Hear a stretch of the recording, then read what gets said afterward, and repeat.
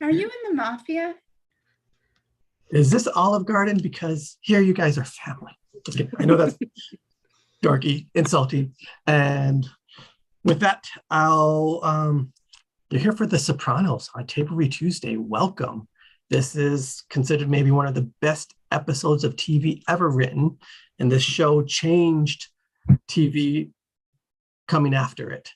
So we're excited to get into this, and we'll introduce you to the cast of this amazing episode. Brief warning before we start, though, Jacob, if you want to go ahead. Sure. you tell it, Petra. Okay, so if you are familiar with The Sopranos, but especially if you're not familiar with The Sopranos, this is a Showtime series about mafiosos, and it was from 20 years ago, so that when that actually meant something on Showtime. This will contain language, this will contain violence, this will contain really frank language, so just be prepared. Yep, and sexual situations, and talk about drugs and all this other stuff. And emotional adultery. Hey, we don't want to give anything away. Emotional adultery may or may not happen. Don't give away too much. Don't give away too much. But just bear in mind, there's some grown-up stuff. not for yes, kids. it's a show that has to do with the mafia, so you would expect that. So yes, thank you for that warning, Petra, and everyone watching. We'll let you start, Petra. Us going around of the cast that's here. All right. Petra Stedman, actress, writer, occasional trivia nuts. I will be reading the role of Carmela tonight. I did actually watch not the entire series, but I did watch at least the first few seasons. I thought it was a very intriguing and kind of grounded show for a while, and I did come back for the finale, obviously. But it was a really intriguing show, and I'm fascinated to kind of get back into an episode that I did actually quite like and read the script for. So see if there's any variations that I remember. So. Awesome. And Heather Lee Cameron.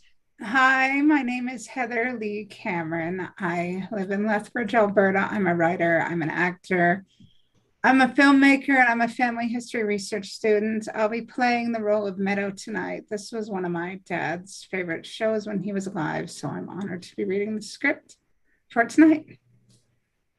Awesome. And we'll go around to Erin. Hi, I'm Erin Lillis. I'm a voice actor. I am going to be playing Dr. Melfi tonight, as well as Febby or Freddie Peters and some various other parts. Sweet. And Morgan Toll. Hi, I am Morgan Toll. I am a SAG-AFTRA actor, voice actor, and as always, excited to be here. And Clint Monroe. Otherwise known as my name is Clint Monroe. I am getting the privilege to play Tony Soprano today, which is super cool. There's been a lot of discussions on our sets about James Gandolfini, and just kind of how he was off screen, which I think is one of the most important parts, at least for me. I can't speak for everybody, but if I ever do get famous, I would like to take care of everybody who takes care of me. So he was definitely one of those guys, and I think it's something that's really, really interesting and unique, and I support it. So writer, director, just kind of getting a little bit into it, and lobster fisherman apparently today. So there's a bunch of lobster traps that were getting brought to shore because of the rainstorm. So I just figured, why not? I'll jump in full clothes and try to rescue some lobster traps. It was kind of a fun day. Anyways, that's me in a nutshell. Later. Wow, thank you. We can talk about more of all of that afterwards. Yeah. In the after show. Vicky. Hi, I'm Vicki Dykes. I'm an actress from Central Alberta. And tonight I will be doing actions and description and Peter's wife. Very nice. And welcome back, Roger Anthony. Hello there. Grateful to be reading with all you wonderful people. Grateful to be reading one of the top-ranked TV shows of all time on a number of lists. I'll be playing Father Phil. And fun fact, I've lived most of my life in Sopranoville in New Jersey. So I will share some stuff later. Hey, Ooh. Can't wait to hear about all that stuff after the read. so that really is your house then, huh? I was born in Staten Island, which is, you could say it's Sopranoville also. So Yeah, I definitely. have another story about that. All right. Can't wait to hear it. Yep, looking forward to hearing about it. But this is our awesome cast, and we welcome back Roger, like I said, and all the regulars. So happy to have everyone here today. And we'll get started on this amazing, amazing script as soon as I share the screen. There we are. And Vicky, when you're ready, you can take us away. The Sopranos, College, written by Jim Manos Jr., directed by Alan Coulter.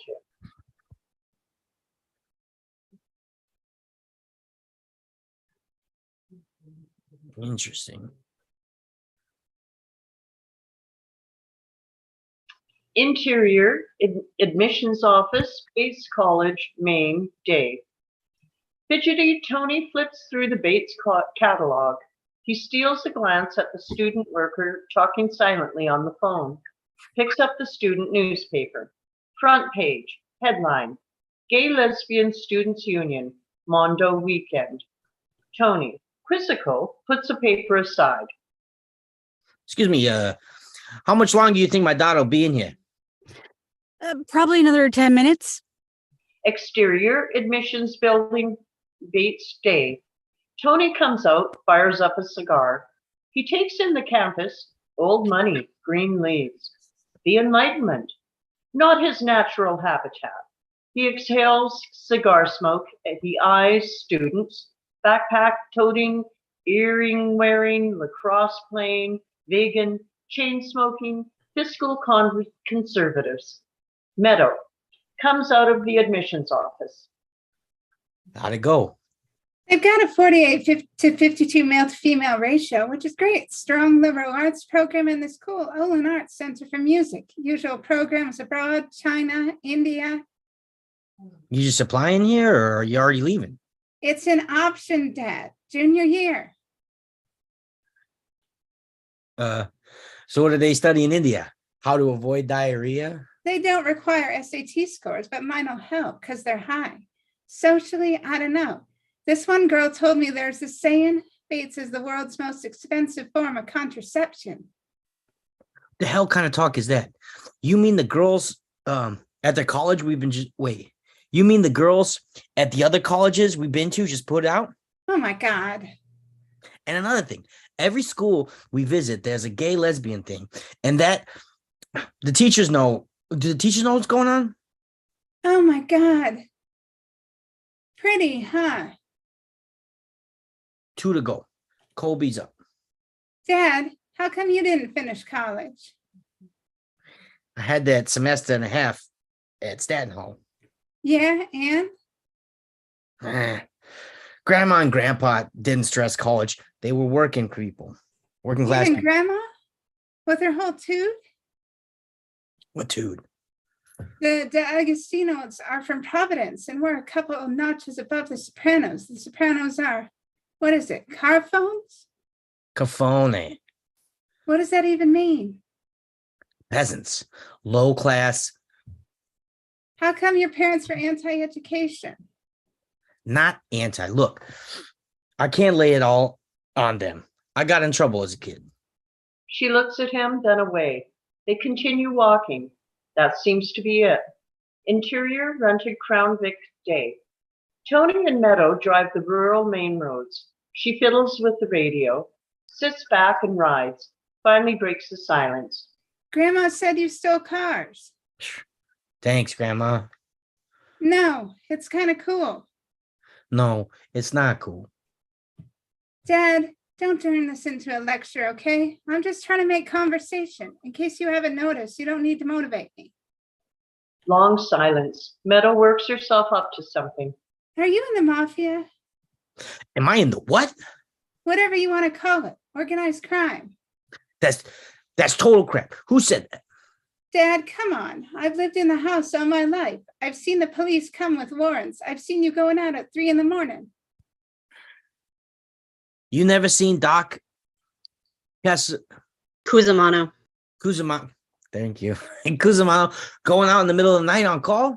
Did the Cusimano kids ever find $50,000 in cougar ends in a .45 automatic while they were out hunting for Easter eggs?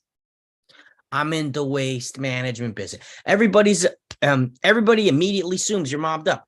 It's a stereotype and it's offensive. You're the last person I want to perpetuate it. Fine. She turns away from him to the passing scenery. He watches her, troubled. There's no mafia. Meadow shrugs, fine, but then turns and looks at him. It's that face, direct and questioning. Look, me. You're right. You're almost a grown woman. Some of my money, yeah, it comes from illegal gambling and whatnot. She watches him. How does that make you feel? Well, at least you didn't keep denying it like Mom. And kids in school thinks it's actually kind of neat. They seen The Godfather, right? Not really. Casino, we liked. Sharon Stone, the 70s, clothes, pills. I'm not asking you about those bums. I'm asking about you. Sometimes I wish you were like other dads. She looks away. But then, like Mr. Scangarello, for example, an advertising executive working for Big Tobacco or lawyers, yuck. So many dads are full of crap.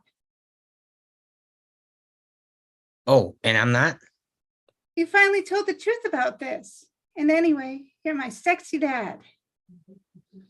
Meadow, part of my income comes from legit businesses, like the stock market.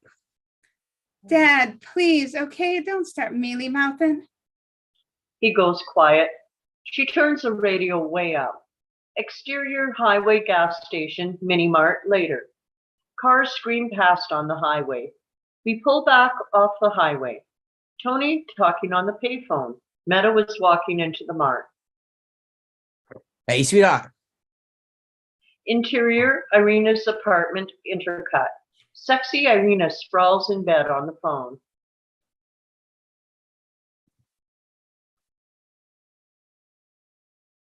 Irina, I'm so pissed I can hardly see. Oh, Mark, that's you. Sorry. Who? What? I was telling Morgan that was her. Oh. Oh, sorry. I thought the list was in order. No, my cousin Sylvania. Getting the flu? I can't see the script. Scroll down. My cousin. No, my cousin Sylvania. The amputee? 2 months only. She is in America and she is already getting married. Look, you knew what the deal was. I have 2 kids, high school age. Yes, and a wife whenever you want. What do I have in my life? Boy, am I glad that I called. Well, fuck you then. Hang up. How's the whirlpool bath? They finally get the jet names right? Don't throw up to me in my face the things you buy me, okay? Her prosthetic leg fell off in a Gap store and he carries her out like knight in white and satin armor. I gotta go. My daughter's coming. He clicks off, jams more quarters in the phone. AJ, how's it going, pal?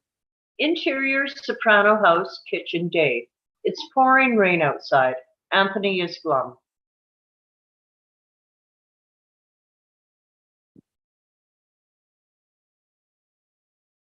Also, you, Morgan, most of the little ones Also are. me. Sorry, guys, I'm not good when I'm different people. Mom's got the heat turned up to like 1,000 degrees, and I was on the toilet and I almost passed out. But you're taking care of her, like I said, right? Put her on.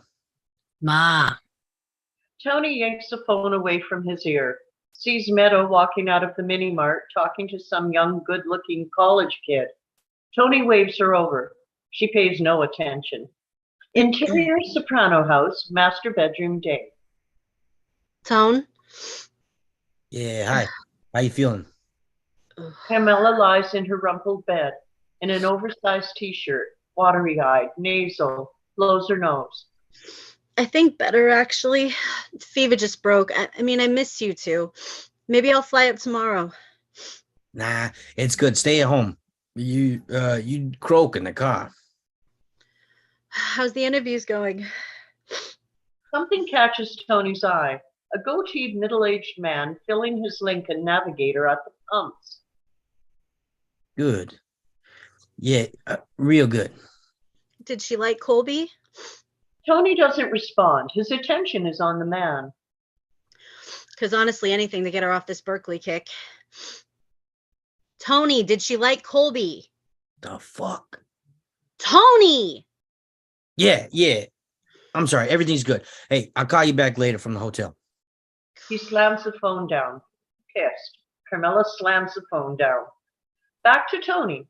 He takes a few steps sideways for an unobstructed view. Man. He feels something. Someone watching him. They catch each other's eyes. The man casually turns away, unhooks the pump, and gets into his car. Tony. He walks quickly towards his rented Crown Vic. Hey, Meadow, let's go. Still flirting, she sees her father wildly waving at her. The man's Lincoln Navigator drives off the lot, and Tony jumps in his car. Meadow, we gotta go right now. Meadow saunters towards the car. Tony lurches forward. Okay, what's the rush? He floors it while her door is still open. Geez, Dad. Interior Crown Vic day. Tony speeds onto a 2-lane road. What's going on? The car hauls ass in search of the Navigator. He floors it. I think I saw our old friend. That's all. You know that guy at the gas station? Probably not. Then what? Dad, slow down. Tony suddenly passes cars veering over the white line. An oncoming car almost hits him. Dad! He sees the Lincoln Navigator, slips in, keeping a car between them for cover. Jeez, what's wrong with you? And up ahead, we see the signs for Waterville, one way, and Colby, another. Dad, Colby, turn! Tony says nothing. The Navigator turns for Waterville. Tony follows towards Waterville. Dad! See? Because you're talking so much. He continues on, eyes on the Navigator. Exterior Waterville Roads Day. They come to an intersection. To the left is the East Main Motor Lodge. To the right is another road to Colby. The Navigator bears right. Hey, this gets you towards Colby anyhow. Dad, there's our hotel. But Tony keeps following the Navigator. Dad, hello. Our hotel's right there. Frustrated, Tony quickly takes the second road into the motel. Did you know that guy? Nah, it wasn't him. Interior Soprano house, master bedroom day. Anthony Jr. enters with a food tray. Carmela comes out of the bathroom, thermometer in mouth.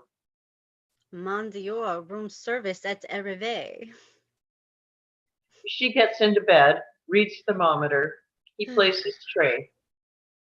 Why, thank you, kind sir. He plops in a chair. She picks up a fork and tests the food. Anthony Jr. What you said, post tags? She maintains a smile, cuts with fork. A yolk, hard as a ball bearing, rolls out from the white. Nothing. No problem. You're not going to eat them now after all that work? I just finished throwing up. Guess my eyes were bigger than my stomach. Anthony Board stares bravely at the floor. AJ, why don't you go over to Jason's, play Nintendo? Really? You don't mind? I'll probably be back in like an hour. And no kiss. Cooties. She blows kisses. He's out of there. Exterior East Main Motor Lodge day. Tony comes to payphone. Somebody's on it. He champs. Interior bada bing, back room day. Christopher plays pool with himself. Phone rings.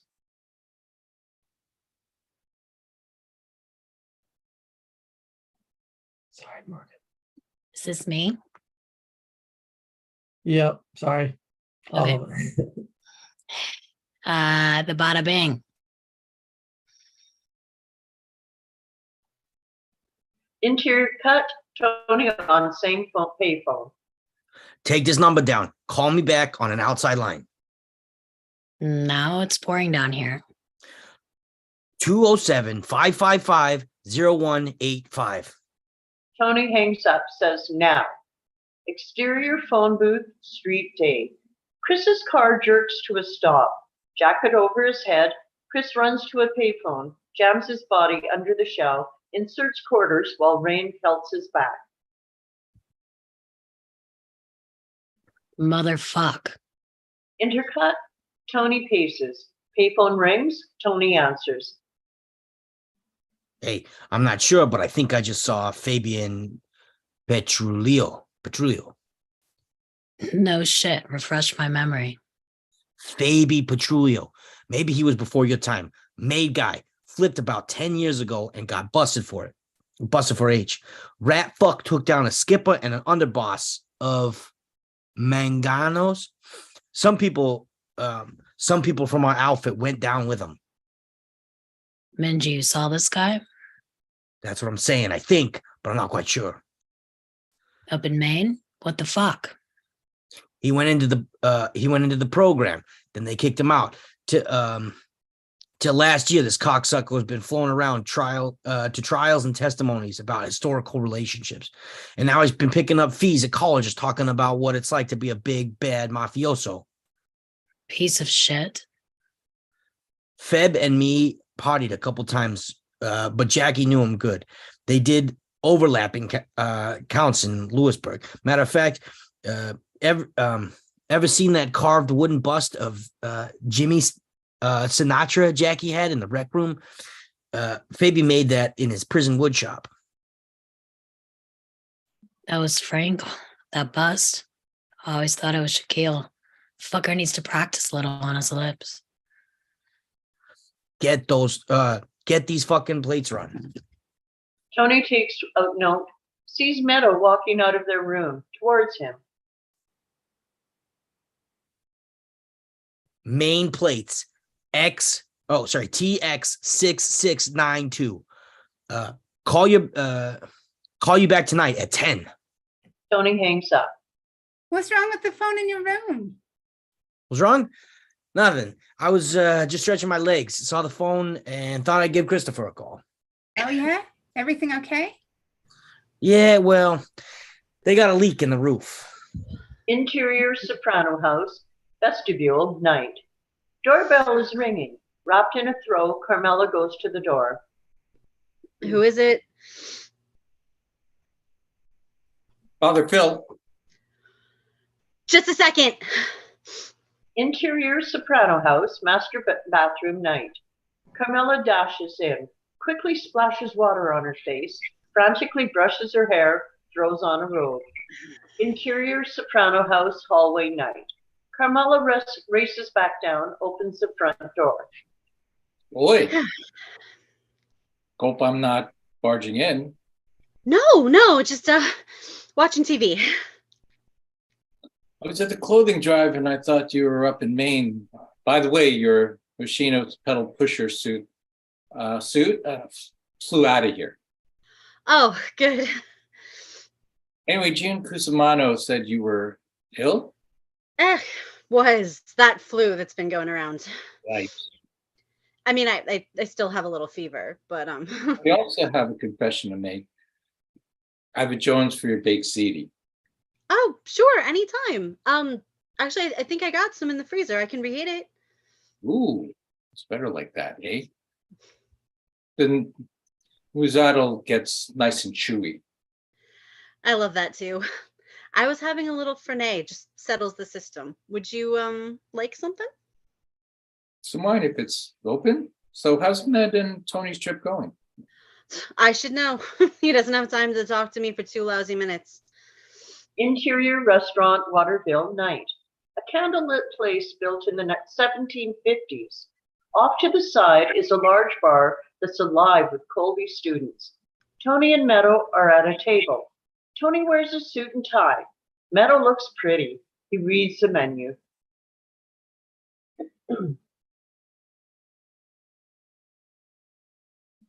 Man, I never thought I'd be lobstered out. Dad, what happened before? Hey, what's that fancy footwork on those pedals, huh? Sorry, stupid wild goose chase. Waitress brings Diet Coke for Meadow and bottle of bowl of soap, pours glass for Tony. I don't know, Dad. Jesus, what's to know? I thought I saw a guy I recognized. It was my fault. It turned out to be Mr. Pembridge of Mr. Pembridge Farms. Waitress leaves. Tony and Meadow clink glasses. Tony smiles long and hard. Dad, stop staring. Why are you doing that?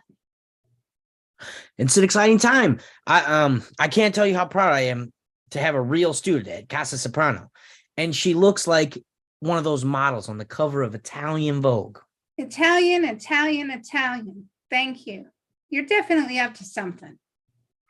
Oof, why'd you get so cynical? Just like your mother. She grins, then looks towards student. Laughter from the bar. What were we talking about before? How's that sitting with you? It's not like I wasn't 90% sure already. How about your brother? You I he think knows? so. I think so. But if it's not on a screen, it's not really him. There was a time, Meadow, when the Italian people didn't have a lot of options. You mean like Mario Cuomo? Sorry. Look, I put food on the table. My father was in it. My uncle was in it. Maybe I was a little bit too lazy to think for myself. I considered myself a rebel, but maybe being a rebel in my family would have been selling patio furniture at Route 22. In college, nothing interested you? I barely got in. Actually, wait. History kind of got off on. Yeah? Napoleon, the Roman Empire, the Potsdam Conference, that kind of stuff. What's the Potsdam Conference? Potsdam, if I know. Oh my gosh. Dad, I got something to tell you. Yeah? You're not? No, geez. A couple of weeks ago, me and some of my friends, we were doing speed. We did kind of a lot of it for a while. What? It was like between homework and SATs and just the general pressures of life. We needed something to keep going. That crap will kill you. I know. I had to slap the hell out of you right now. Where'd you get it? If I thought it was going to be a lecture, I would have never told you. Take a reality check. Shut up about it. Where did you get it?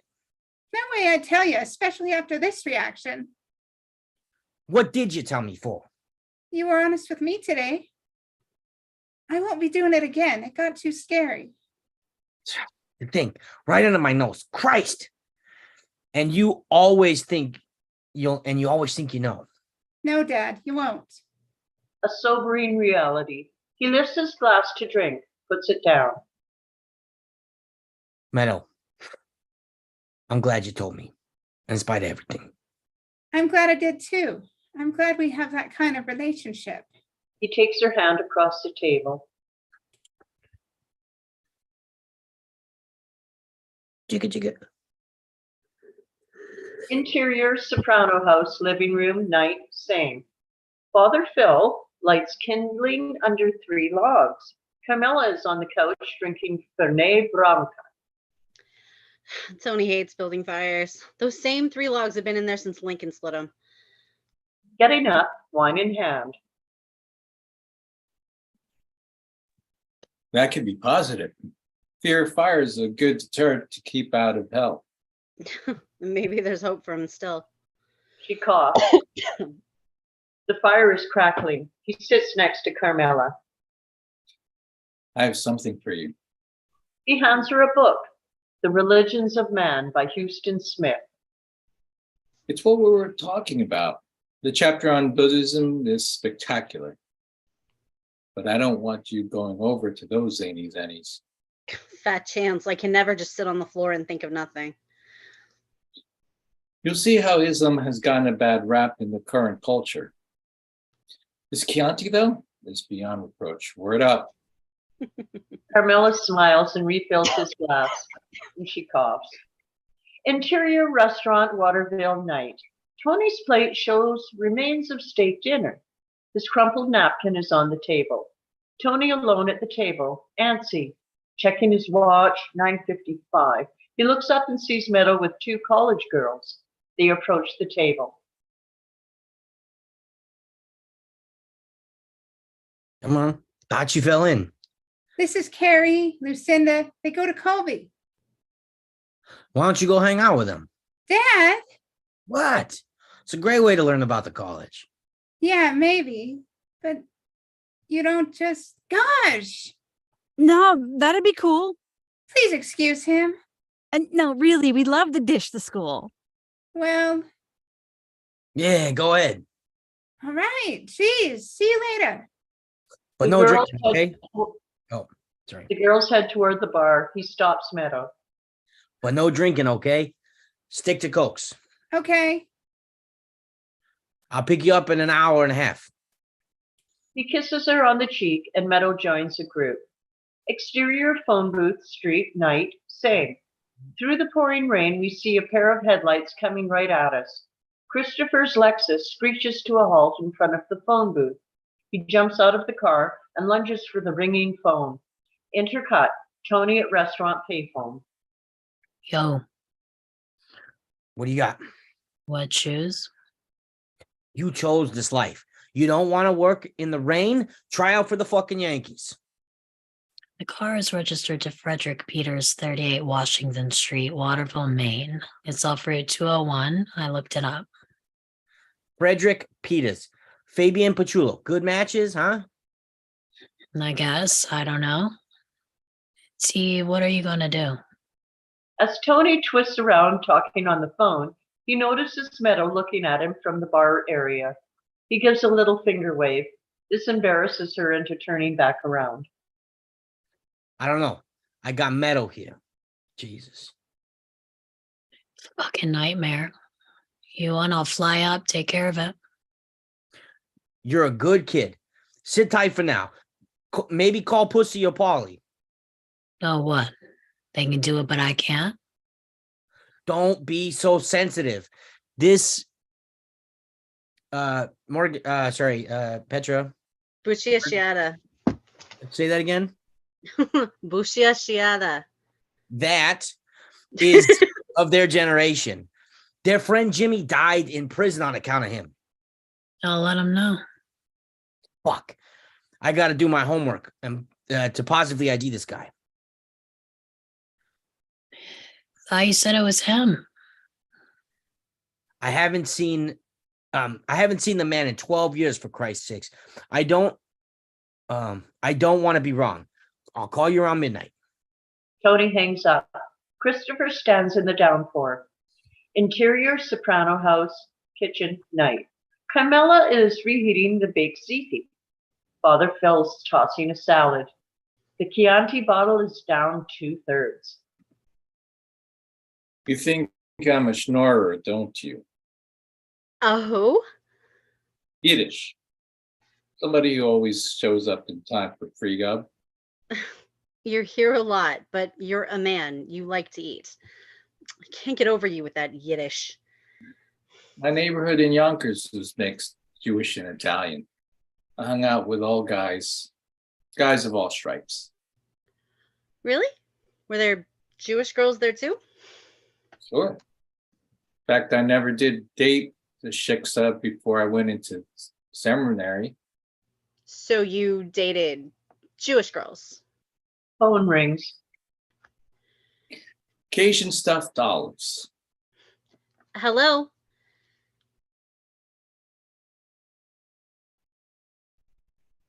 I think that's Aaron, because it's Dr. Melfi. Sorry. You're good. This is Dr. Melfi? Oh no, the yes, hi, I'm calling for Tony Soprano is Jennifer's Oh. line.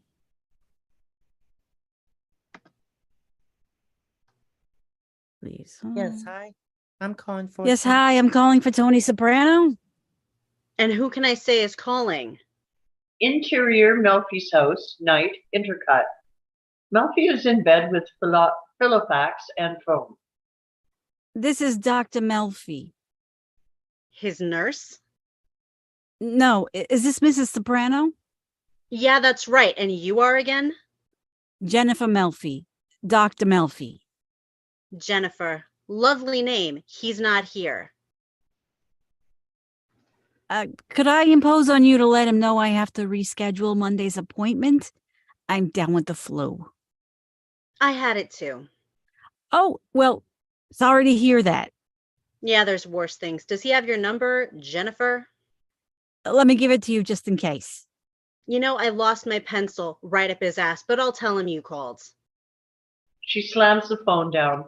Melfi ponders, then gently puts it back on the cradle.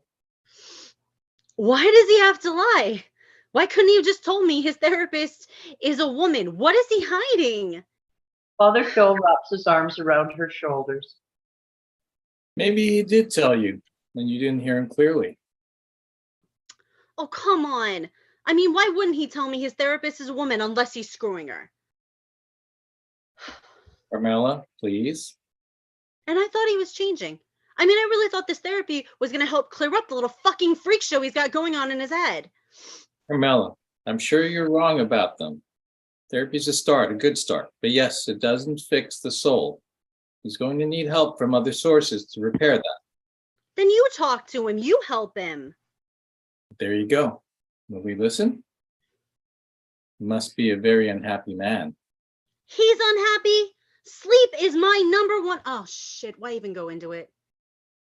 A deathly silence. Tears well up in her eyes. Father Phil gives her a hug.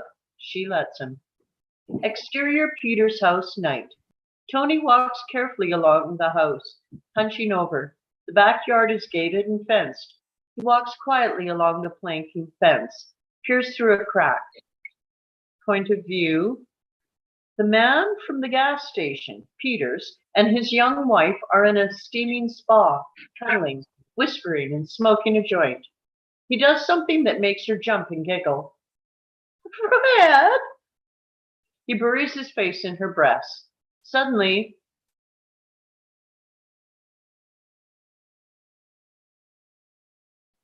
Mommy? Peter's bitches soda votes, shifting position.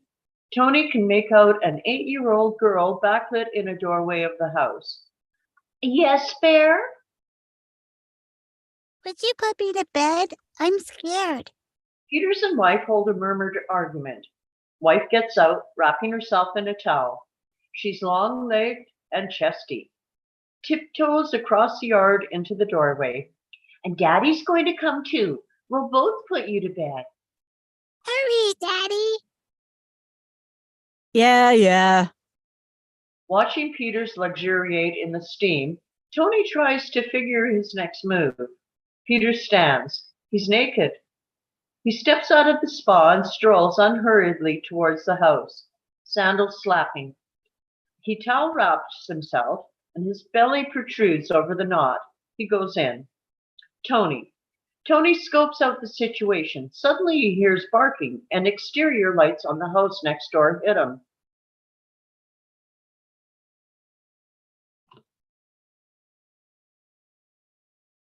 Voice from next door. Is someone out there? The barking intensifies. Tony backs away towards the street. Peter's back door. Peters returns, switches on outside lights, peers into the night, listens to the barking. Exterior street night. Tony hurries to his car, jumps in. Peter's front door. The door opens. Peters looks out in time to see taillights fading. He stares pensively.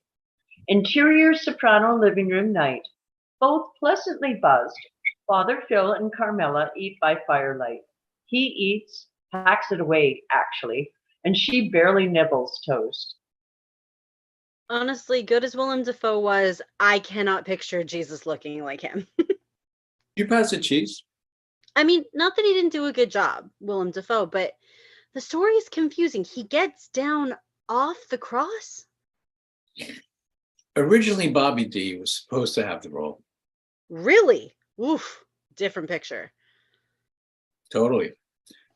You talking to me, pilot? Because I don't see anybody else here, except for Barabbas over there. You know what's remarkable? Is if you add up everything Jesus ever said, it amounts to only 2 hours of talk. No.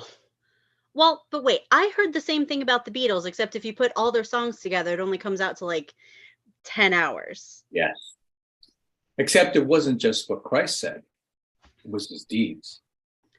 Well, but that's my question. See, I understand what he did, but a lot of what he said, I don't get. Like, the sun rises on the just and unjust alike. Why? Because Christ was saying, Or that whores will go to heaven before a lot of the righteous. But that's not right. I mean, let's face it, Father, we got some major contradictions over here. it's about love. Think about it that way. I don't know. Unfortunately, Carm, our hearts are just too small to understand everything he was saying. But what does that mean? It means, hopefully someday we will learn to tolerate, accept, and forgive those that are different. Change through love. Carmela reaches for the plates on the coffee table. Father Phil wipes his mouth with his napkin. I should be heading home. Where are you going? You just got here. It's getting late. Come on, it is pouring rain out, and I know you love that DVD player. I just got Remains of the Day. He wiggles his eyebrows excitedly. See, do I know you? Anything with Emma Thompson, I'm there. I think he meant Jennifer Lopez. Okay. Hey, there's no accounting for these notions. Father Phil, I didn't know you looked. To take in with the eyes a beautiful woman is that so different than a sunset, a Douglas fir, or any God's handiwork? Their eyes meet. Father Phil smiles. Carmela quickly walks out with the plates. Exterior Peter's house night. Peters walks down the path, pocketing a Ruger target pistol. He gets into his wife's Audi wagon, drives off. Exterior Main Street, Waterville night. Tony parks, gets out, walks pensively, mulling things over. The bell in the ancient colonial church starts to ring. Tony looks up at the spire. He lights a cigar. Exterior Main Drag, Waterville night. Tony walks the deserted streets. He stops, looking into the window of a store. Pete's Hardware. He mulls this, tries to see inside. A Waterville police car drives by. He sees it. They don't stop. He turns back to Pete's Hardware, gets an idea. He hurries off. Exterior Motel, payphone night. Tony skids to a stop, jumps out, goes to the payphones. He opens the phone book, flips to the yellow pages, quickly rifles until he hits the heading Hardware. His fingers slide down the page, bringing us to Pete's Hardware. Since 1957, there's a Yellow Pages type photo of Pete, a gaunt Yankee. Tony thinks, then flips to the white pages. He comes to the Peters listed. Frederick Peters is not there. Tony sees Peters, Betty, yarn shop. The only other Peters business is Peters Travel. Tony returns to the yellow pages. Travel, looks at Peters Travel, a Tuscan scene, and asks for Fred. Also, cheap seats, earthlink.com, at earthlink.com. Tony tears out the page, exits the phone booth. Exterior Rural Road night. Tony navigates a dark two-lane, slides to a halt where a gravel driveway meets the road. A lit sign, Peters Travel, a discount airfares. Tony coasts down the gravel drive to a closed, silent salt box. He gets out. Interior restaurant, Waterville night. In a corner, the collegiates are boozing. Peters enters, looks around. Exterior, Peter's travel night. Tony climbs the stairs of the porch and peers inside. 2 desks, computers, posters, neat, bland, offering nothing. Tony moves around to another window, peers in. He wipes the glass with his hand, peers. Shelf, books, knickknacks. There's a carved wooden bust of Ronald Reagan. Decent likeness, except for the lips. They're larger than Reagan's, vaguely negroid, and Tony smiles. Interior bar at the restaurant, same night.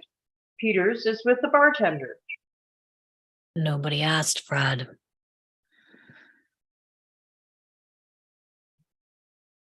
All right, Vitus. Thanks.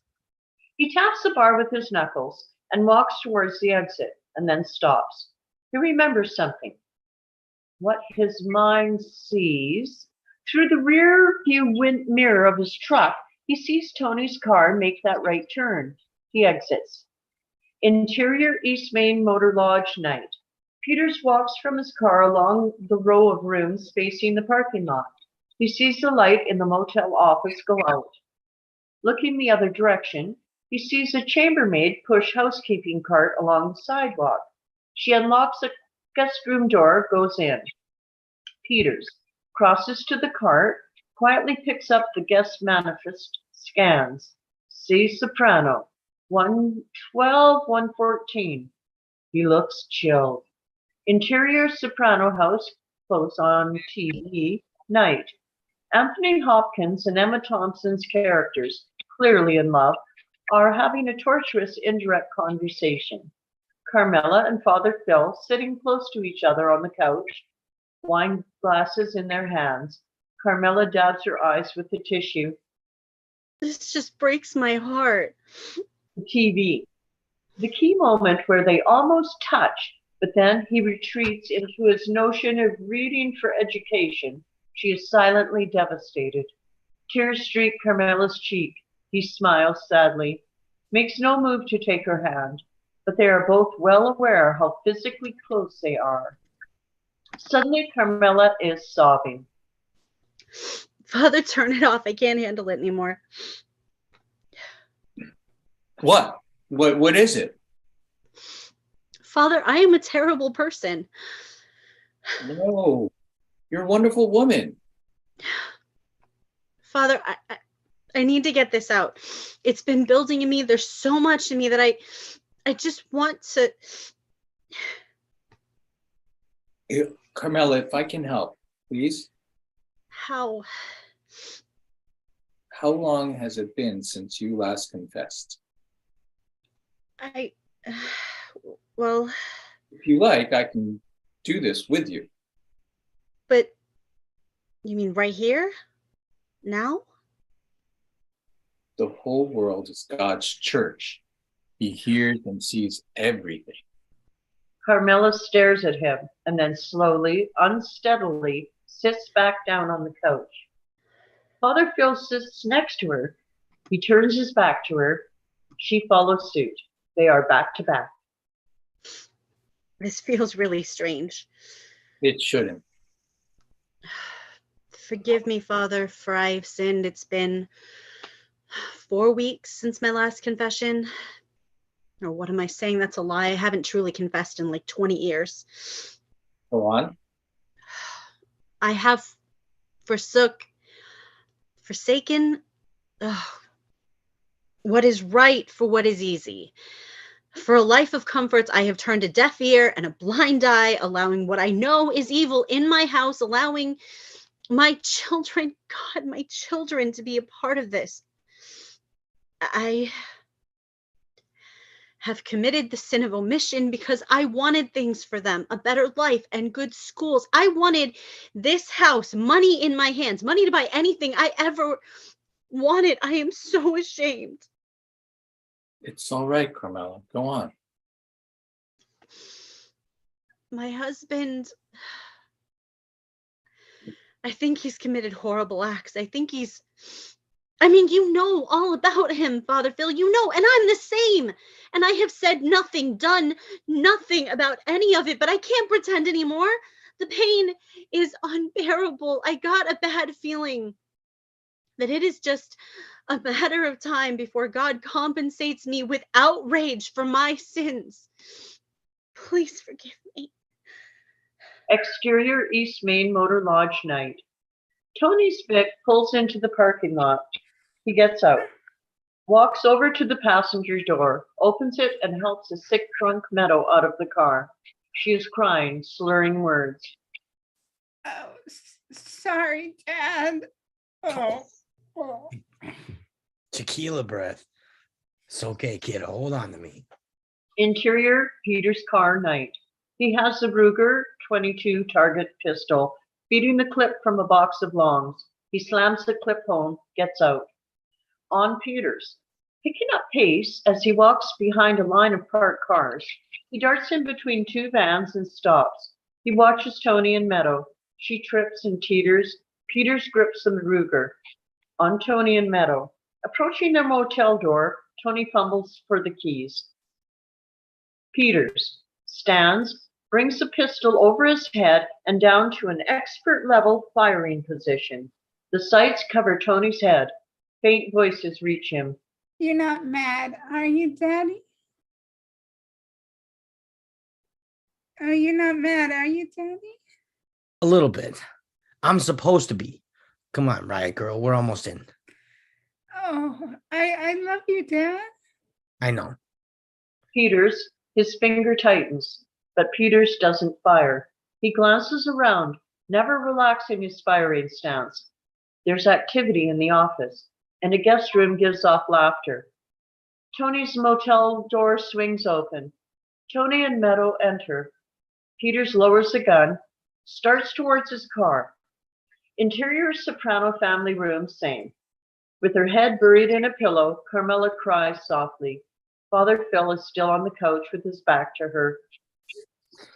You must truly repent, honestly and genuinely.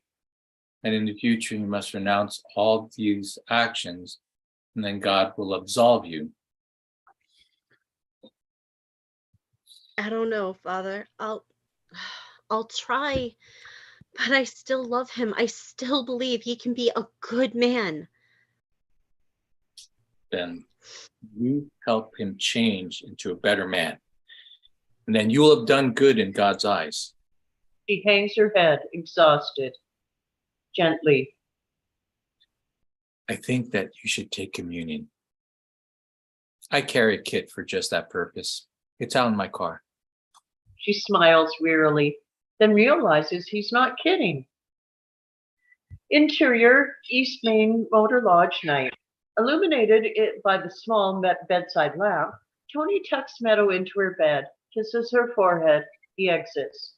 Interior Soprano living room night. The fire is waning as they enter. What? Why do you have that with you?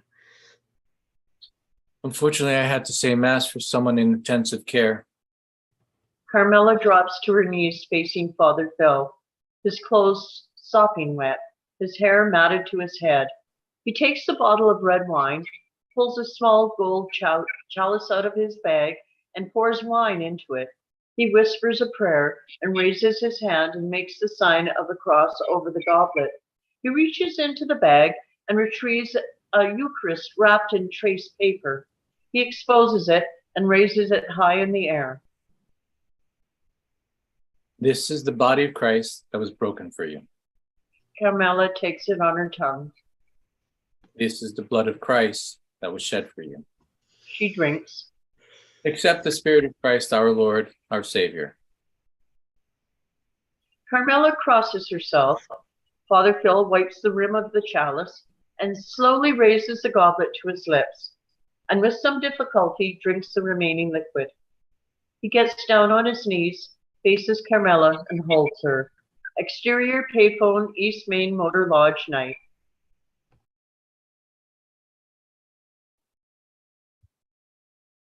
You find the 2 Ps? Pussy's kid says Pussy and Polly took the girls to the Vegas Luxor on special package. Fuck! Interior East Main Motor Lodge Meadows room. Same. Sweating and sick, Meadow kicks the blankets off, calls out. Dad? No answer. She gets out of bed. Exterior payphone night. I booked a seat on a Boston flight tomorrow, 4 o'clock, best I could get. Around the dancer with the cross-eyed nipples, she's from Maine, says it's 3 hours from Beantown. Don't come. Regards don't come. I'll make sure you and Meadow have cleared the state before anything happens. We don't ever meet face to face. No, this is my thing. I'm your soldier, Antonio. This is my duty, like we're always talking about. The way this went down, this is my call. I gotta vouch for this myself. Flipping a famous rat would put me a cut hair away from being made. If you if he recognized me at the gas station, he could lamb anytime. Dad! Tony turns and sees Meadow standing at the door. Stay put. End the discussion. He hangs up and walks towards Meadow. Why are you using the payphone again? Those walls are like paper. I didn't want to wake you. Dad, please don't lie to me. Come on, let's go to bed. She rebuffs his arm. Lying down made me throw up. Reels back into her room. Tony follows. Interior soprano house, living room, same. Bev, tired, Carmela and Father Phil are silently watching the fire. I want to thank you.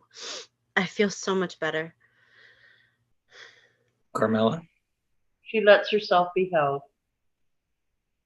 Such a feeling of peace. She drifts with it. Phone rings. They laugh sadly at the timing. Carmela crawls over on hands and knees, answers. Hello? Oh, hi, honey. Oh, yeah, was it fun? That's good. You want to sleep over there? Okay, love you. She rejoins Phil, sits near him on the floor. That was AJ. He's sleeping over I see. at a friend's house. Ah, The Pastillos. I don't know if you know them. He runs his fingers through her hair. She raises her lips to his. Suddenly, Father Phil leans back, wipes the sweat off his brow. Are you all right? He gets to his feet, leaves the living room, into the guest bathroom. Carmela walks over and knocks on the door. Father Phil, are you okay? We hear him vomit. Carmela pulls out a chair from the dining room table, sits alone in the dimness, and folds herself in her arms. Interior East Main Motor Lodge, Tony's bedroom night. High angle on Tony lying on his bed, fully clothed, eyes wide open. Interior Soprano House, family room night. Carmela drapes the comforter over Father Phil, who is passed out on the couch. She walks out of the living room and into Interior Soprano House kitchen night. Nervous, Carmela picks up the phone and dials. We hear the phone ring. Interior East Main Motor Lodge, Tony's bedroom night. Phone rings. Once. Twice. He leans over, answers. No one's there. Dial tone. Interior Soprano kitchen night. Carmela quickly hangs up. Interior Peter's car, Dave. He's folded on the seat, asleep in a sleeping bag, having spent the night. He jolts awake, wide-eyed, unshaven, tousled. It has not been a bad dream. He is in fact parked within view of the East Main Motor Lodge. He takes a pair of mini sports binocs from the console. Final point of view. Tony's room door is open. Tony appears with suitcase, crosses to Crown Vic, tosses bag in. Meadow comes out, shielding her eyes from the light, walks zombie-footed to the car, puts bag in. Tony playfully grabs the back of her neck, shakes. Ow, don't! Tony chuckles. Peters watches as they get in the car and drive off. He slides behind the wheel, starts up. Exterior road day. Peters follows them until he sees Tony's car headed safely off towards Colby College. Peter slows to a stop, slumps in relief. His head falls to his chest. Exterior Colby campus day. Tony pulls up before the admissions.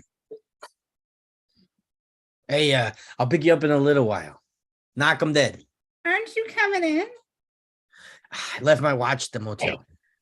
I'll try to join up with you. Grab me a student paper. She eyes him curiously, slams the door of the car, and walks into the building. Tony peels out. Interior, Soprano house, kitchen morning. Carmela, hungover, is at the kitchen counter having a difficult time making the coffee. The sink is full of last night's dishes. Father Phil enters. He is disabled, wearing pants, t-shirt, no socks or shoes. He doesn't know what to say. You should have some coffee. Last night, Yeah? we didn't do anything out of line. Nothing to apologize about. Right. Right. I should get dressed, get going. Yeah, Anthony Jr. will be home soon. My car's been out there all night in plain sight. If we didn't do anything wrong, we didn't do anything wrong. There's a commandment against eating ziti. He catches the edge in her voice. He says nothing. It's okay. Take a shower, get dressed. Don't forget your sacrament kit or whatever. AJ?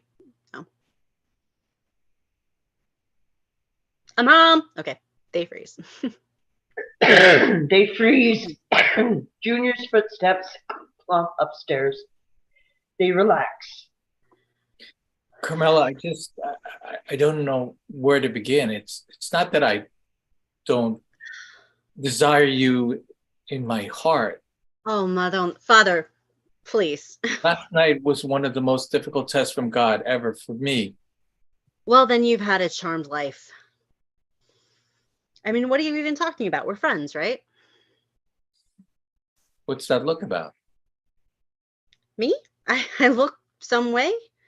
I was just thinking about when we watched Casablanca last week. The new print was so great. Bogey says, out of all the lousy gin joints in the world, why did you have to pick mine? With all the Fanuc priests in the world, why do I have to pick the one who's straight? Carmela? Oh, come on, it's a joke. He touches her face, leaves the kitchen. Carmela stares wistfully out the window. Interior, Peter's travel day. Peter's drums on the desk, phone to his ear. Not anymore. All you gotta do is have a letter typed on company stationery to get the first class ticket. How do I know? That's my job. I don't think too long I might be closing up the office for a few weeks, and Naples won't wait forever. They got a big volcano. He hangs up, jigs a tea bag up and down a few times, sips and thinks. A Lipton moment. Peters clicks his mouse, calling up travel info, then suddenly he listens to something outside. We hear nothing, but a second something makes him jerk his head. He picks up the Ruger, which is lying right at hand. Interior, front room day. Peters walks silently to the front door, peers cautiously through a glass pane. His point of view, the empty gravel driveway, silent woods, no cars, nobody. Peters stays flattened against the wall, listens. Silence. He carefully, silently unlocks the door, peers out. He goes out onto exterior porch day. He edges out, pistol ready. He walks silently to the edge of the porch, studies the woods. He comes down the steps, moves past his Lincoln Navigator, stops, studies his surrounding woods, suddenly sees a deer, a young 2-point buck staring at him. Peters registers this, stares back. Suddenly the deer bolts, but just before Peter realizes it's not he who spooked it, there are crashing footsteps, only 2 or 3, and as Peter tries to turn, a wire loops over his head and tightens around his neck. Tony, pressed against his back, Pants in his ear. Let go of the fucking piece. Let it drop. Tightens the wire. Peter's eyes bug. He gags, his face bright red. The Ruger falls.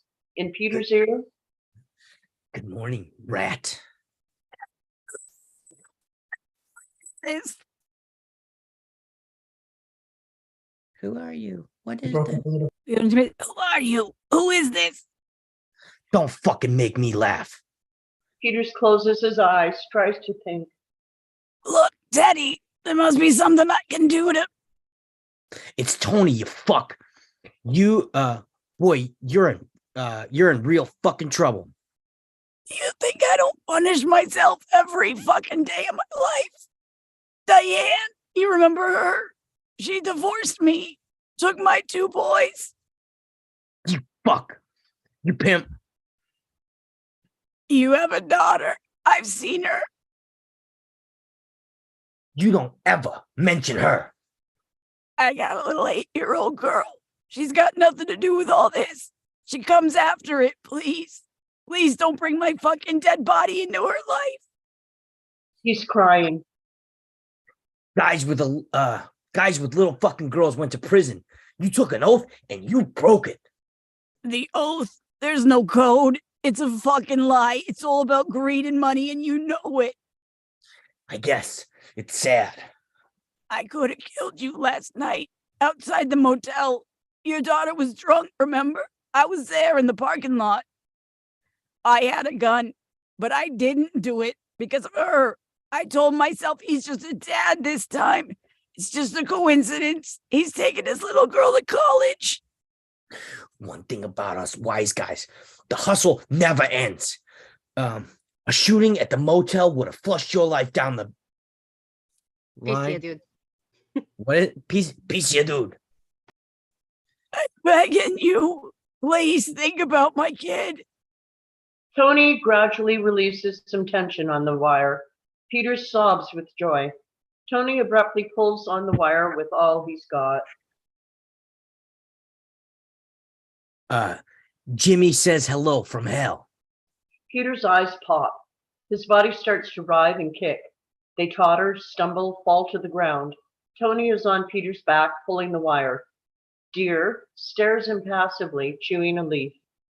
Tony, teeth gritted, the wire cuts his hand. Peters finally lays still.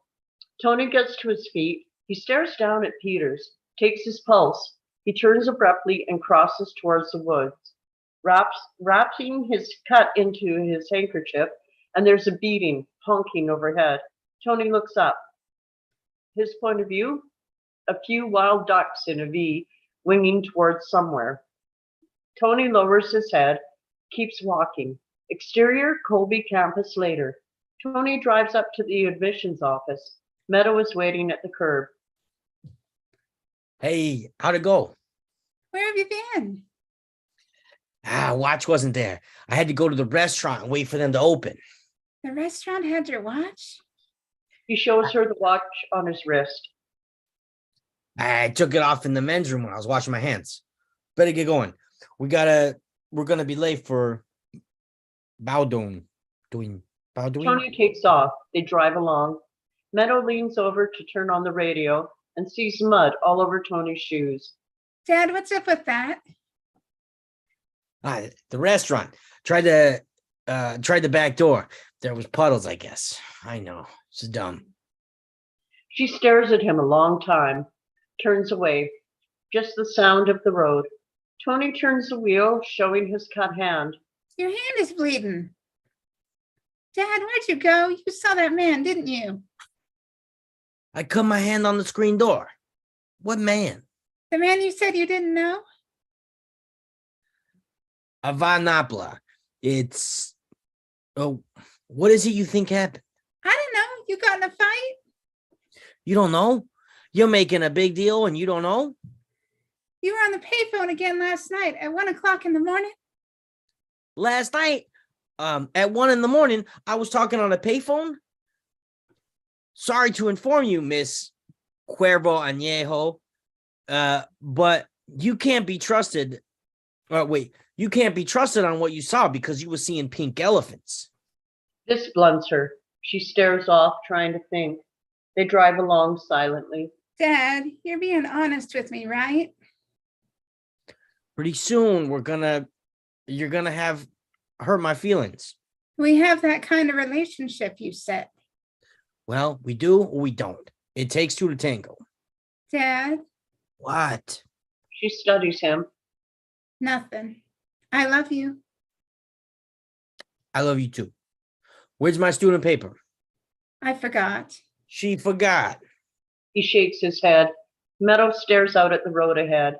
Interior admissions office, Bowdoin College Day. Tony and Meadow sit waiting, each in their own world. An admissions dean emerges.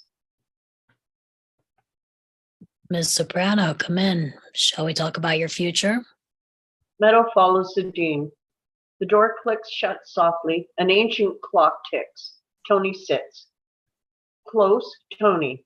Drained of expression, tired, he slumps back, sees an inscription above the lintel of a door.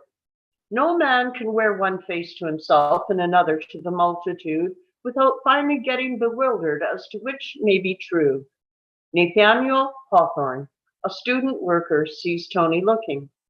He's our most famous alum. Tony continues staring at the inscription. Interior soprano backdoor day. They enter. Carmela greets him. Evidence of the recent flu is the Kleenex in hand. Well, there they are, the two Ivy Leaguers. You want something to eat? How was it? It was good. I gotta call Hunter. Tony studies Meadow as she leaves the room. Gee, she spared me no boring detail. I'll be back. What a trip. I'm beat. What? New England, it's so gorgeous, though. He rouses himself from his sober mood, puts on a smile. You still sound a little nasally, but you look good. Did you get past the cold? It's gotten to go past. You're asking if there's food. There was some ziti, but it all got eaten. She realizes that she just said, but doesn't waver. Tony rummages the fridge. From last Sunday? That whole tray? Miss Sonia Jughead must have been here. If you're referring to Father Intantola, yes, he was. He glances at her, eating capicola direct from the butcher paper. He spent the night here. Yeah, right. Okay. Wait, the priest spent the night here? What happened? Nothing. Where was Anthony? Sleeping over at Jason's. Silence. Tony stops chewing, tries to clear the cobwebs. The priest slept over here last night. Nothing happened. You're telling me this because? Because you might hear something and take it the wrong way. His car was out front all night. You know what? This is too fucked up for me. I need wait. What the two of you do for 12 hours? Play Name the Pope? He gave me communion. I bet he gave you communion. Excuse me? Well, come on, Carmela. You two spent the night here and all he did was slip you away for?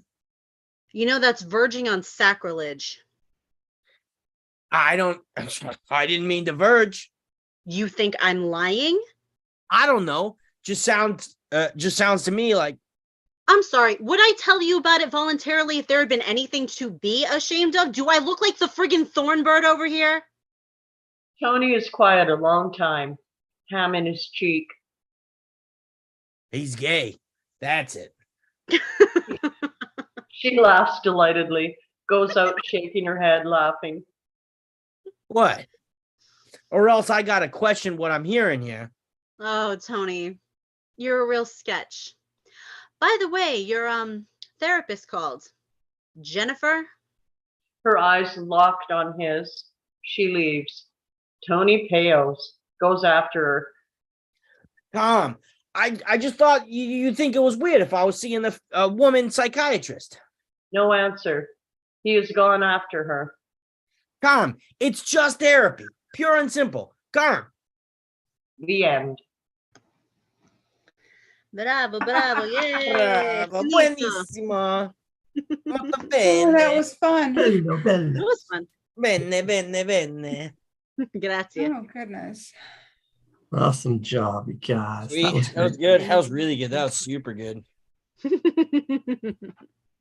And I want to talk about more of all the good things about it. But before then, we'll go around. You guys tell more about yourselves, and then we can have that little intermission.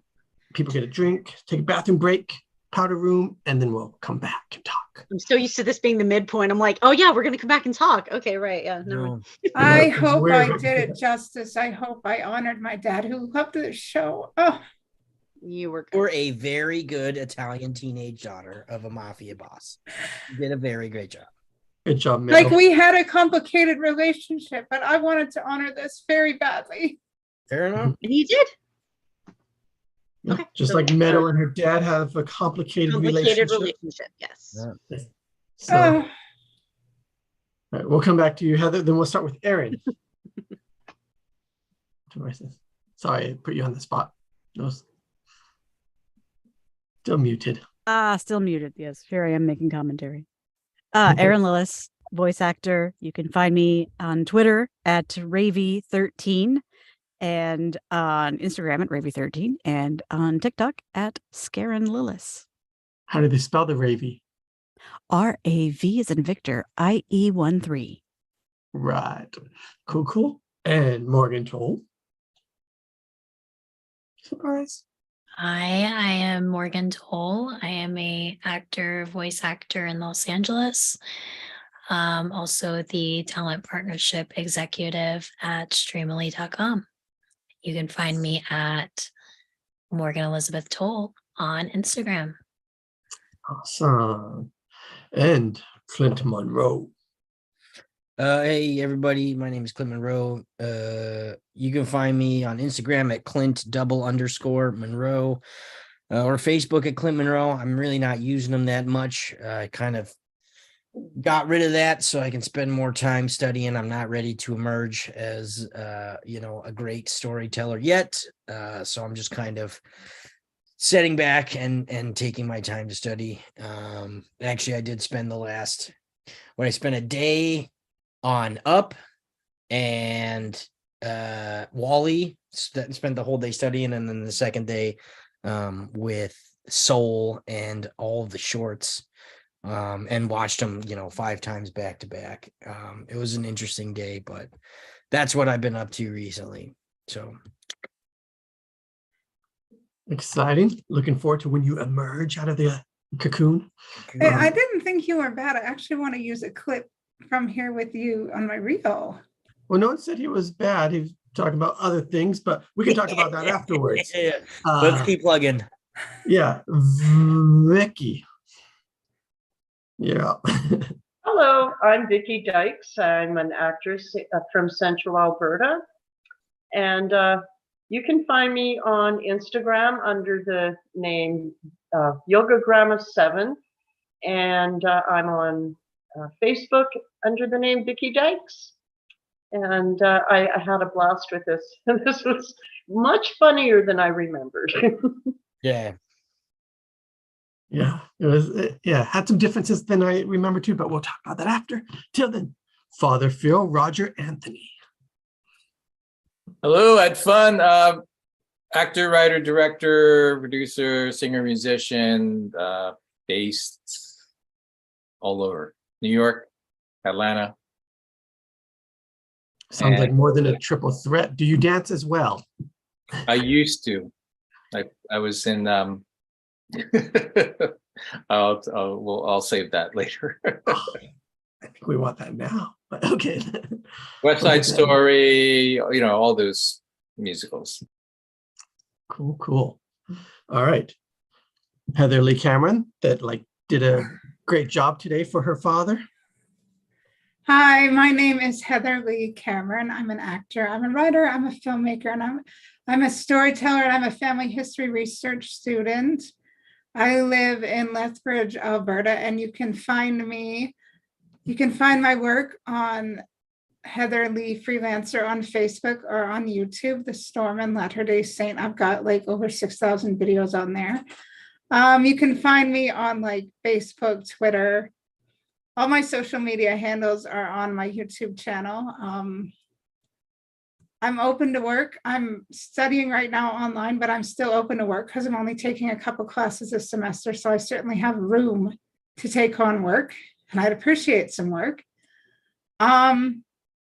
Yeah, you can contact me about work at heather.lee.cameron@gmail.com. I've got reels and a resume and headshots.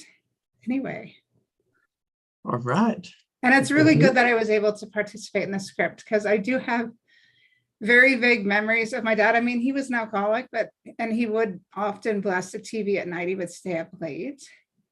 He'd keep very odd hours when he was home because he was a trucker, and he'd keep very odd hours when he was home being awake and stuff. And one of the things he'd watch was the Sopranos, and he'd blast the TV. And sometimes he'd watch it and then I'd sneak up and watch it kind of out of the way. And, that's how I knew about it.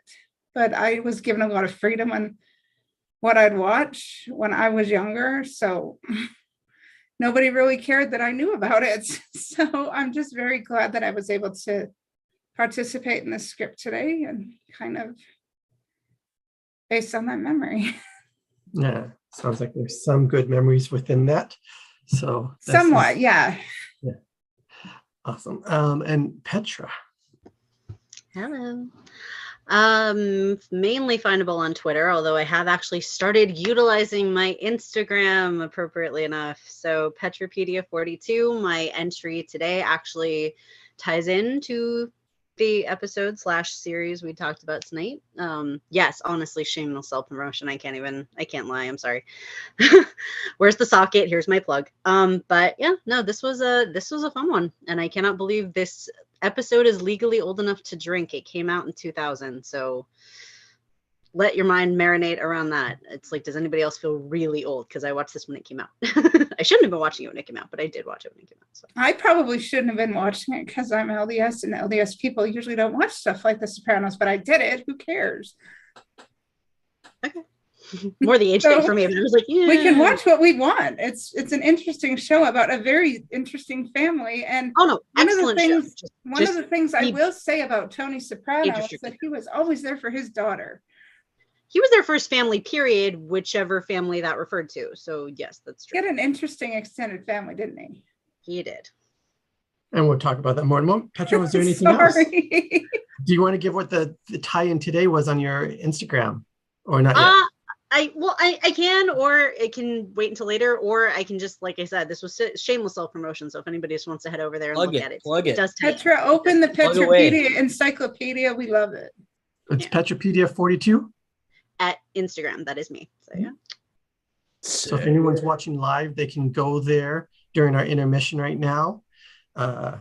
So, all right, we'll come back in about 5-ish minutes in case anyone has to go to the restroom or get some water, all that jazz. And if you guys have to go for the night, I mean, we hope you come back, but we understand.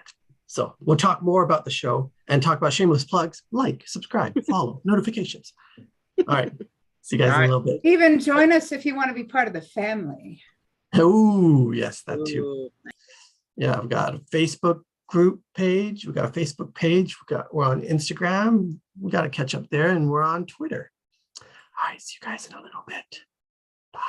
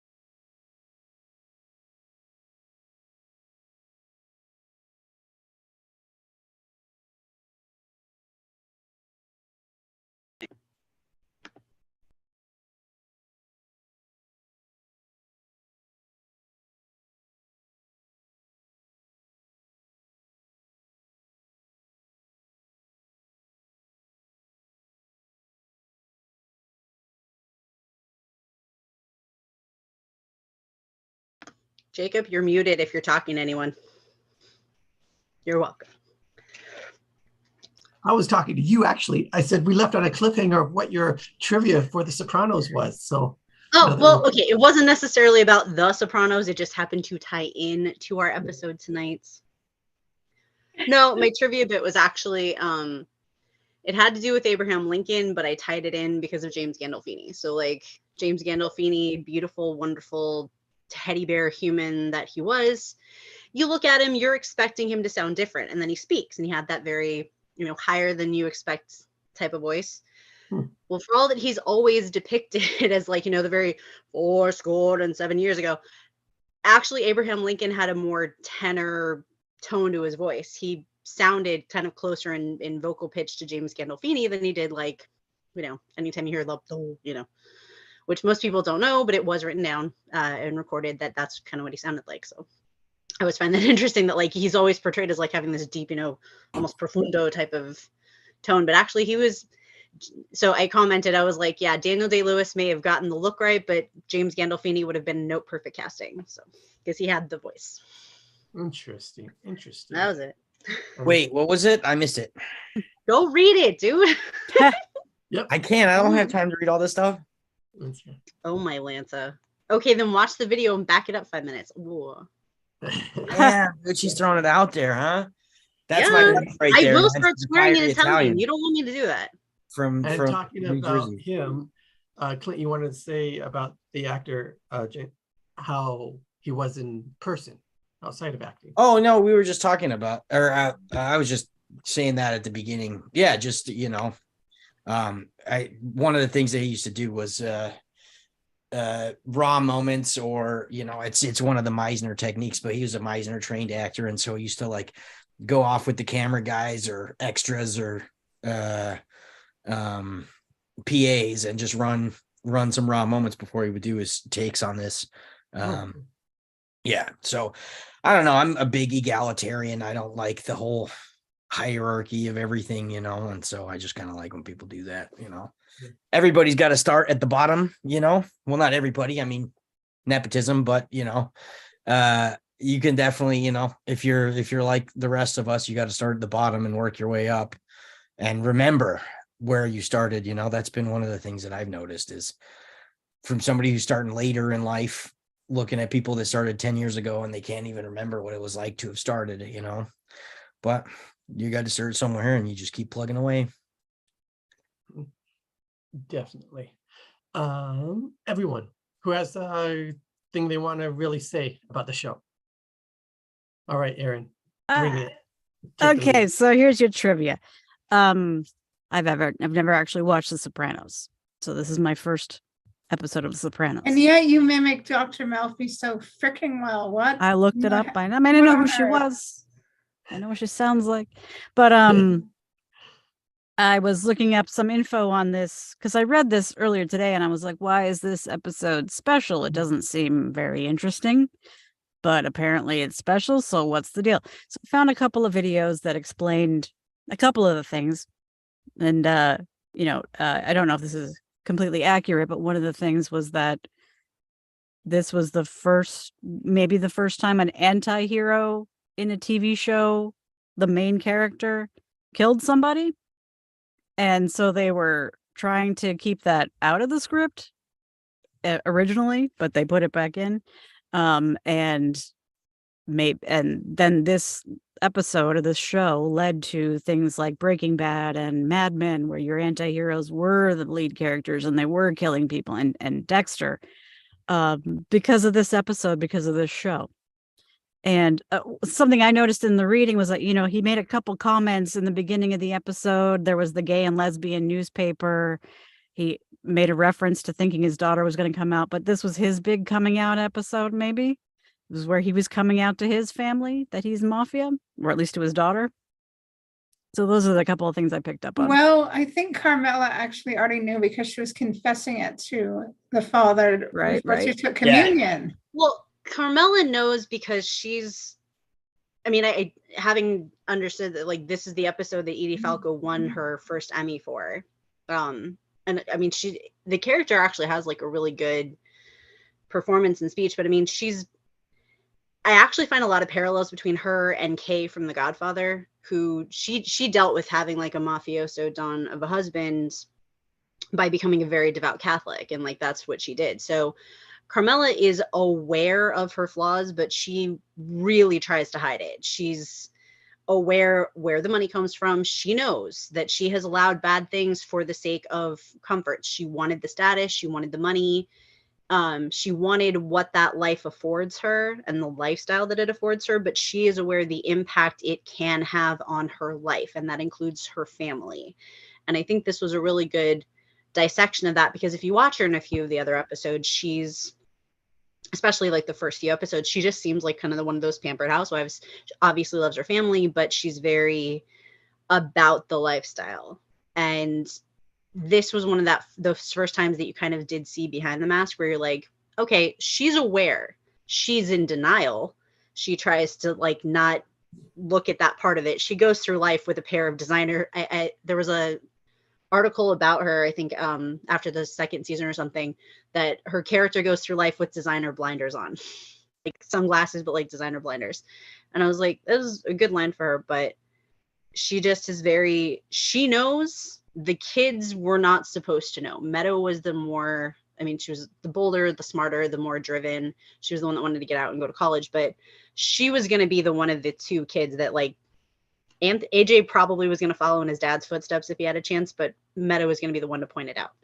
And eventually she's actually the one who tells AJ, even though Tony said not to, but she's the one that brings it to, you know, her little brother's attention that like, by the way, this is why we are the way we are. But Carmela did know before. This is just Meadow going like, okay, look, we know if we're going to be honest with each other, have that type of relationship, I want you to tell me, because I know, and you confirming that is a sign that you trust me with this, that like I'm more of an adult to you than just your daughter, which I thought was, yeah, the dynamics, the family dynamics on both parts of this are very fascinating to look at and dissect. But yeah, no, it's kind of one of those open secrets. Everybody knows, nobody knows about it. Sorry, but you pointed out a parallel between The Godfather. Like Carmela, that was so comfortable with her life, and she's a housewife. She really doesn't have any way to make it on her own comfortably, though. Whereas Kay breaks away from Michael and tries to make it on her own, but she loses custody of the children till later. Okay. And Carmela literally just says, okay, well, I'm just going to put up with this because I don't want to lose my comforts. If I try to leave Tony, I think she does for a little bit and separates from him later in the show, if I remember it correctly. She just puts up with it for so long because she doesn't want to lose the comforts. Kay, on the other hand, is outright repulsed and literally leaves Michael and endures a lot of hardship just because she wants to be comfortable rather than sit in a situation that she's not comfortable with. Yeah, I'm sure right, but it was strictly my point about in this one, Carmela, aside from having the whole attraction to, you know, the priest thing, she does retreat a lot into both her social status and her religion. She tries to use that as like a way of not exactly justifying, but kind of balancing the scales. She knows what she's doing is wrong. She knows what her family is doing is wrong, but she tries to justify it by saying, look, I'm a good person. Those designer clothes in my closet, I will happily donate them to the clothing drive. Kay did a similar thing, especially, well, mostly in the book. I'm not so sure about the movie, but in the book, how she coped with her life, what happened is she becomes a very devout Catholic. It's the same way that Mama Corleone had dealt with it. She was a good wife and she was a good Catholic, and that's how you got through situations like this. You do not talk about family business. You let the family be the family, and that extends to your family and the family, La Familia, which is where mafia comes from, by the way. But yeah, it's not a direct one-to-one. I wasn't saying they're the same character. It was just a parallel. Carmela is obviously way more worldly. She's way more secular, but she tries to utilize religion and the connection to the church and stuff like that. Even if it's just that they have a good pew in, you know, at mass, it doesn't matter. The point is she tries to use that as a way to balance the scales against what she feels her family is in danger of. She's well aware of what's going on, but I go to church. I'm a good person. I worry about my husband's soul. I want him to be okay. I want my kids to be okay, is her mindset. She's aware. She's in danger of selling her soul, and she doesn't want that to happen. Well, she's already sold her soul in the sense that this uncovers the fact that she's pretty much having an emotional affair with her spiritual leader when she should just be seeking spiritual advice, right? That's a sense of selling your soul already, right? Or am I getting too deep? And now we're getting into other conversations. Yeah. Okay. So cycling back, trivia about the show, or your. Let's bring it back to the script. I mean, that's part of it. That's part of the script, what she's doing in there. But sorry, I got too deep, but that was part of the script. Yes. Okay. Other thoughts that you guys have? Yes, please, Roger. Yes. So in a writing class I was in, we broke down, not this show, but we broke down the pilot, and well, even before that, when they were doing the marketing for the Sopranos show, it was it was two families, his family and the family, and I thought it was intriguing when that, I don't know if you ever saw that poster, because I grew up in New York, so first 12 years, and then we moved to Jersey City, which is Hudson County, and the Sopranos is really that's an environment.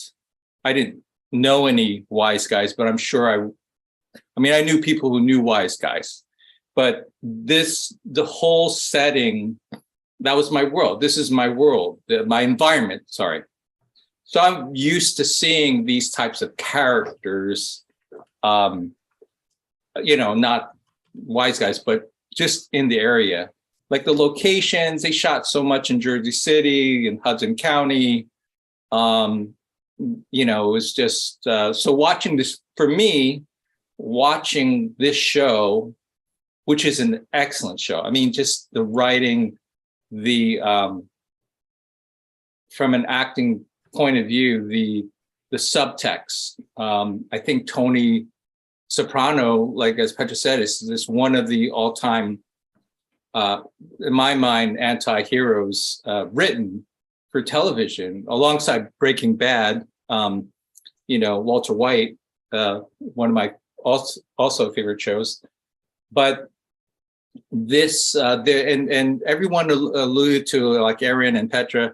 I mean, there's just so many great things about this TV show. There's so many things going on, not just externally, but internally, emotionally, spiritually, and it appeals to so many people because to me, it's about a family. It's about the father of family dealing with his issues, because in the pilot they talk about his physical, emotional. That's why he sees his therapist, trying to deal with that and run the business, which just happens to be a mob business, So for me, that was, just, I bought in, right, as many people bought into this whole The Sopranos. But and fun facts, I worked background on Sopranos. It was, I forget what episode it was, when Tony and Meadow we shot up at Columbia University. And then also at Kaufman Studios. Their base, the house, all the interiors were shot pretty much at Kaufman Studios, which is in Astoria, Queens, just over the bridge, Manhattan. And then a lot of stuff was shot in my area. The house you see, that's in Caldwell, New Jersey. And when you're reading that line, it brought back, when Tony's talking to Meadow about, like, Meadow asked him, well, so did you go to school? I took a few semesters at Seton Hall. That's my college. I went to Seton Hall University in South Orange. So reading this brings back a lot of memories, but it's just so much to digest as far as the content and the context. Just and no wonder it won so many awards. Edie Falco's one of my all-time favorite actresses. If you want to call her actors, I call her actor. A lot of fun stuff. Just reading this brought back memories. So thank you. I do have a question. Like, I'm just wondering, I wonder if Tony inherited mental illness from his mother, because in the Many Saints of Newark, and I know a lot of you haven't seen that movie, you should, it shows that Livia struggled with mental illness. And I wonder if Tony did too, because in episodes you see him clearly struggling with it to the point, like his different manic episodes and his different things, he acts a lot like his mother. What kind of illness did his mom have?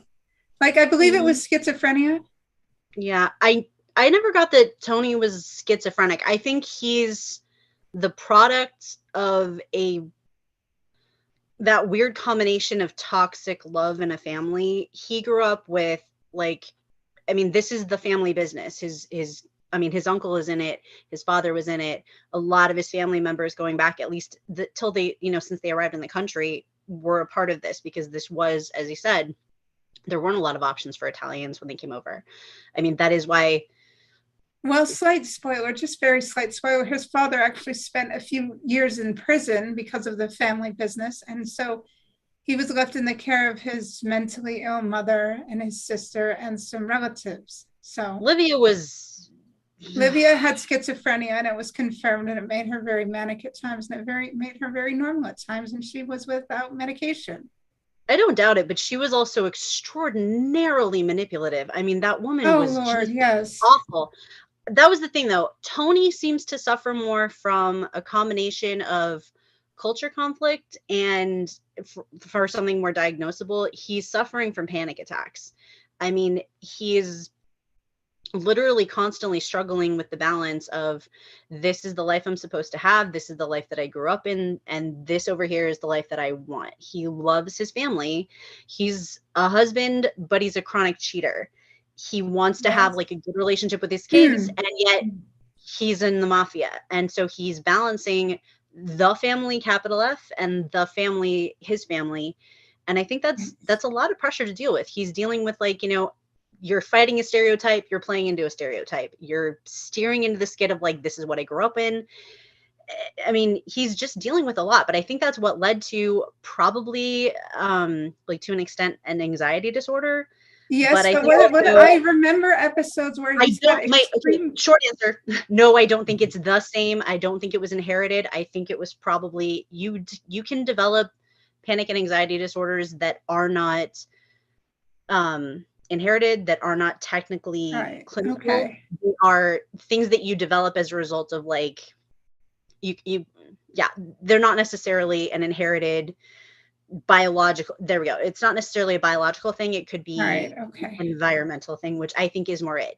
His mother, his sister, most of the members of his family, despite him constantly craving their love and approval, are incredibly toxic. And for all the love that they give, they also are brutal, cold, manipulative. Do this to show you love me. Do this or you don't love me. Regardless of whether you did it, you still don't love me. I mean, that is, I mean, Carmela calls him out. It's like, he really does have a fucking freak show going on in his head. And I'm sorry, he had a lot to deal with. I just wonder if it's a mental illness, because there are episodes where he just has outright violent episodes directed at various people. Right, but again, normal. Okay, but your original question was whether or not you thought it was inherited, and I disagree. At least what his major issue seemed to be is panic and anxiety. Those are not necessarily biological, and they're certainly not a derivation of Livia's main disorder, which is schizophrenia. He could have multiple disorders. It was the Many Saints of Newark was set in a time where those things weren't really we're diagnosed. It's great that you bring up about him and his disorders and everything else, and all the other dynamics of where it could come from. Petra, like, something about that's great about all that is that he is a complex character, and like you're saying, Roger and everybody, he has depth. Like, back in the day, it seems like before, every hero or main character had to be like so vanilla, and we kind of all hate that. So this is a lesson that we can take from this, and we can see how future shows have done this, where they have their flaws, where they have the stuff they're battling with. You're not just good, you're not just bad. It doesn't make you one or the other. You can be both, and I think that's very cool. And also, it allowed for a lot more compelling characters. Roger, Yeah, Roger, I you agree. knew the Sopranos quite well. What are your thoughts on this? No, I agree with what Petra's saying is that I mean, everything's, for me, everything stems from the pilot, and it's the panic attacks. I mean, if you watch it and you read the pilot, and you really get from the moment he's in Dr. Melfi's office, and it's the show is brilliant, and I'm a big fan of it because it's not just a mafia guy with his family. You know, it's not, it's, you know, there's so many shows but the David Chase who produced this made sure that the emotional intelligence of you know, because we're not dummies, you know. It's just and it just played so well. Tony's character, like I said, it's just one of the all-time favorite. Whoever said that, you know, it brought the anti-hero Walter White and all that. I mean, it's true. He really created that whole, wow, we love, I mean, he's so bad, we love him. Yeah. He's so bad, we love this guy because it brings out all the faults and all the shit that we all have, compiled it. And now, like as Petra said, it's like this pressure of not just running your own business, which happens to be a mob business, but your own family. You know, it's like dealing with your wife and your kids, and you know, we all have families. It's like, you know, and we're all in different places at different points in our lives, but where this starts is really cool. I mean, just the opening, because I'm a filmmaker, just the opening image of Tony with the ducks in the backyard, and just like he wants to play with ducks, you know. I have a comment about the ducks. Oh yeah, go ahead, Aaron. Oh, I just was in that video I watched earlier. They mentioned the ducks because there's a scene in this episode, or there's a line in the script where he's killed the guy and he watches a flock of ducks fly away in V formation, which is apparently a callback to, I guess it's the first episode where the pilot makes the realization that the ducks are a representation of his family. Yeah. And that's why. So now that he's made that decision to kill that person while he's with his daughter, and he's made the decision then to not be completely honest with her, he's losing his family. Yeah. In a way. But and I had no idea about that, but it makes sense. There's a lot of symbolism in this. Yes, a lot of symbolism. This episode's super tight. When you, Jacob, when you mentioned that it was a pilot, or when people are talking about how this could be a pilot, like I can totally see that. I mean, just in this episode alone, I know it's, you know, episode 5 in the first season, but there's a lot of world building, a lot of explaining, a lot of developing characters. Like there's a lot of stuff that happens in this that like you don't really typically see mid-season, you know what I mean? And I thought that they did a really, really good job of that. And it's just tight. Like, Aaron, when you brought up how many gay references there are in here, I mean, that's brilliant because it is like he's kind of coming out to the family, you know, so it's like drawing a parallel to that. And other in the beginning, there's the priest, like, he's calling him a fag, and there's mention of that. I mean, again, like product of its time, but it works as a weird sort of almost like sub-coded metaphor, like the way that you have like pure coding and straight coding, and it's like this is almost like sub-coding, which is kind of like there's layers to it. I like it. The ducks flying away is like a symbol of him losing his humanity after he just murdered somebody, right? But the interesting thing about that is like the reason that they left the murder in is they wanted Tony to be like the sympathetic heart of the show, even though he's conflicted, but like this sets him up as he is a man with a very distinct and specific set of ethics. Like when you have that ability to like completely compartmentalize or even attempt to compartmentalize between an extremely bad action done for a good reason. In this case, he's literally protecting his family. Like but he's protecting his family and also avenging something of his other family. And it's kind of cool. It's like he can't let that pass because there was an oath. This guy broke it. He broke the rules. But he's also, by virtue of just being around, he's putting their lives in potential risk. He could absolutely flip. I mean, he goes around and talks about what it was like to do this. And it's like, you could absolutely start screwing everybody's life up if you say the wrong thing, the wrong person hears you. You know, it's a thing about anybody that, like, especially if you got out of that life and you start talking about it, it's good that you're sharing your knowledge, that you're sharing that, you know, experience that you had. But at the same time, there are so many people who don't want any of that revealed and don't want any of that to be talked about. And you are potentially putting others at risk, whether you think you're the only one in that dangerous position or not. But in this one, it's like they doubled down. They said they had to leave the killing in because it establishes Tony as an unequivocal character with his own set of distinct ethics, not necessarily morals, but a very distinct set of ethics. I do The have studio another definitely question. wanted to take it out, but the studio definitely wanted to take it out, but the writer and them were saying, like, we have to keep, because they're like, we're going to lose him. The audience is not going to want to stay with him if he does this violent murder. And it's like, we're going to lose the audiences if he doesn't, because then he's not true to the character. He's not, you know, he's a weakling. He's not this and that. All right. But it also makes him a more complex and interesting character, which he's not a caricature. He's not a one-note stereotype. He is literally he's human. If nothing else, it makes him human. That was the one thing that I think he did so well in this show. The character was well written. James Gandolfini acted the hell out of it.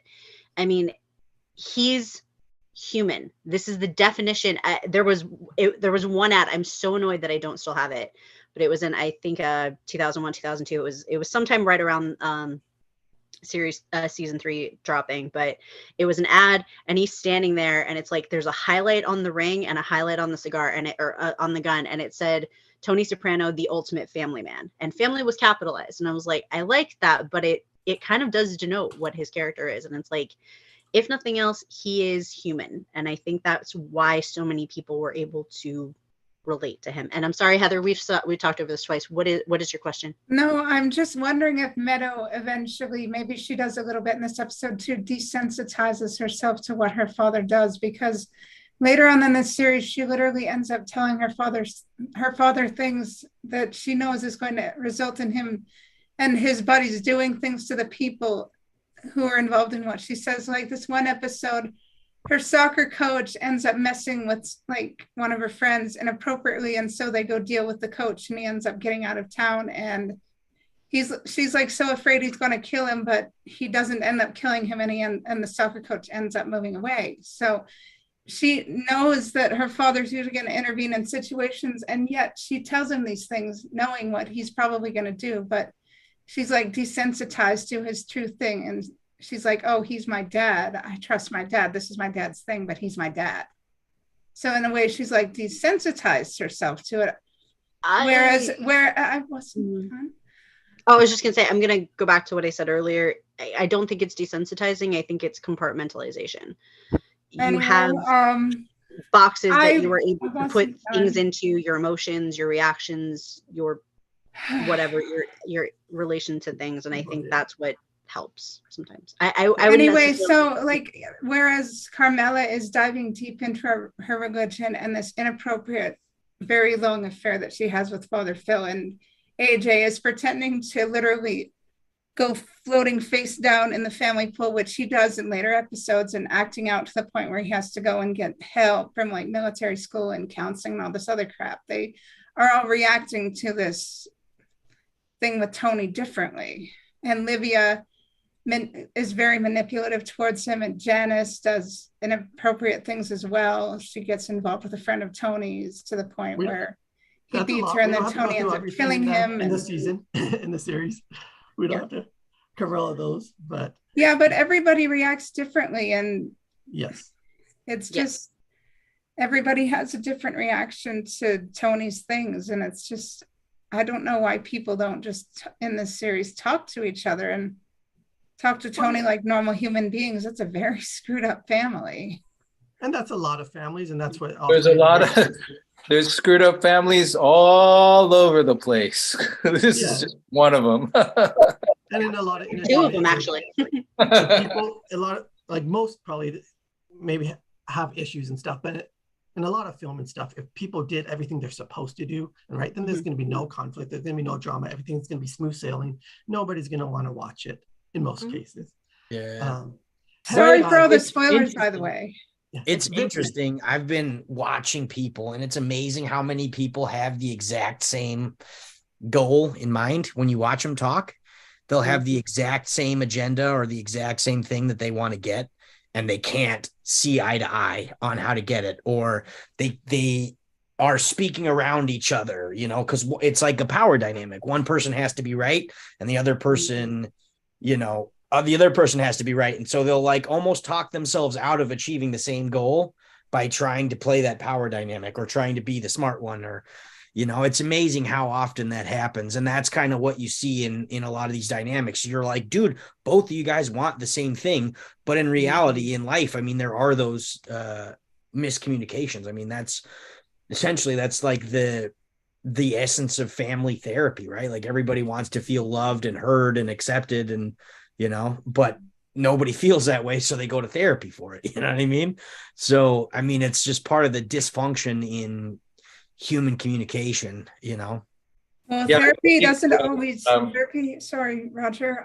Therapy doesn't always work though, because everybody thinks they're right and nobody wants to change. Exactly. So, and that's just part of the human dynamic, you know what I mean? That's just good storytelling, is seeing that part of humanity, putting it to the page in extraordinary circumstances, and then having Vicky Dykes read it. Well, I agree what you're saying, Clint, and what everyone else is alluding to. I think the reason why this is such a great show, amongst other great shows, is as far as writing's concerned, and I learned, it's like, you know, there has to be conflict. There has to be conflict pretty much all over the place. And I think they do this very well with the characters and the complexity of Tony, Carmela, every character, even Tony's associates. And you know, if you could find it in Walter in Breaking Bad, Game of Thrones. I mean, if you packed all this conflict, and also not having the stereotype mob, you know, whatever, it would have been, the show would have ended after like half a season, you know.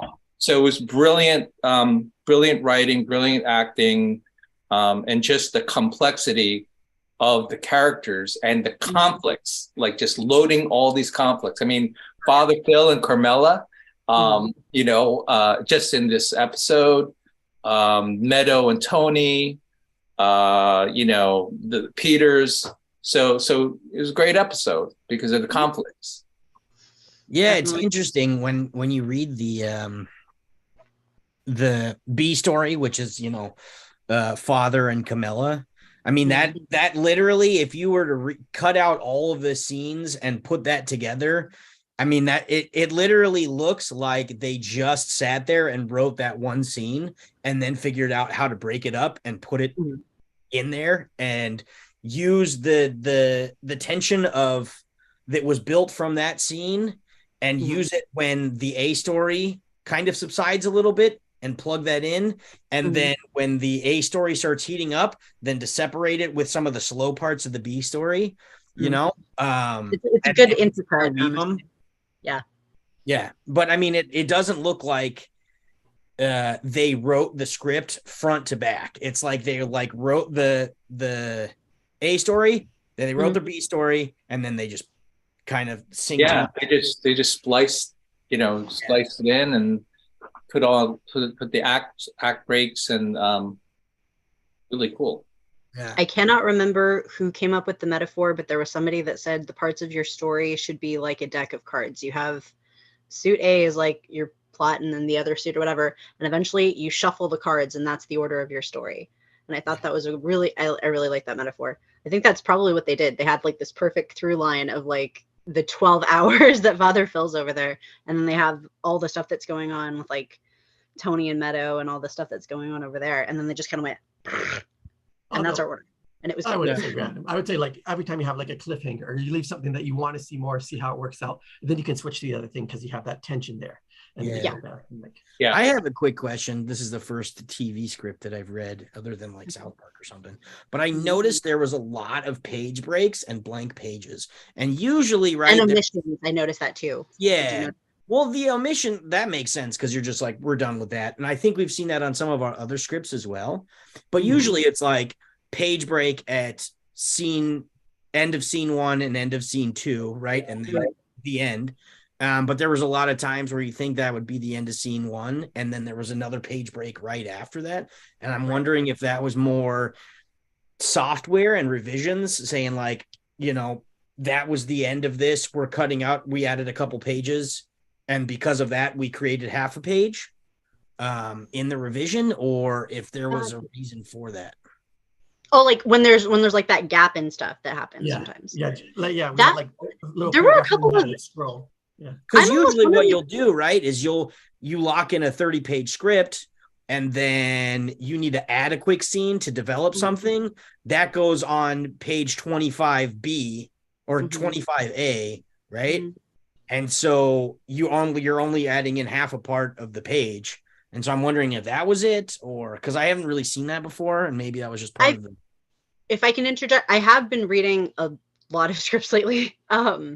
Aside just from here, I have noticed there are some random scripts that I read every so often. It's like you have like 10 pages where it's the full page, and then there's like one line on a page, and then it goes down. And it's not like it's not a scene break or anything like that. It just literally it carries on, but there's this entire gap, and it seems almost at a somewhat regular interval, like every like maybe 8 to 10 pages or something. I don't know if that's intentional. I don't know if it's a space to put notes. Somebody who's more familiar with like the what scripts are supposed to look like when they're printed or something. Well, if you're shooting a script, they're in different colors. The pages are in different colors. Yeah, right. So that might be the blue page or something. I don't know.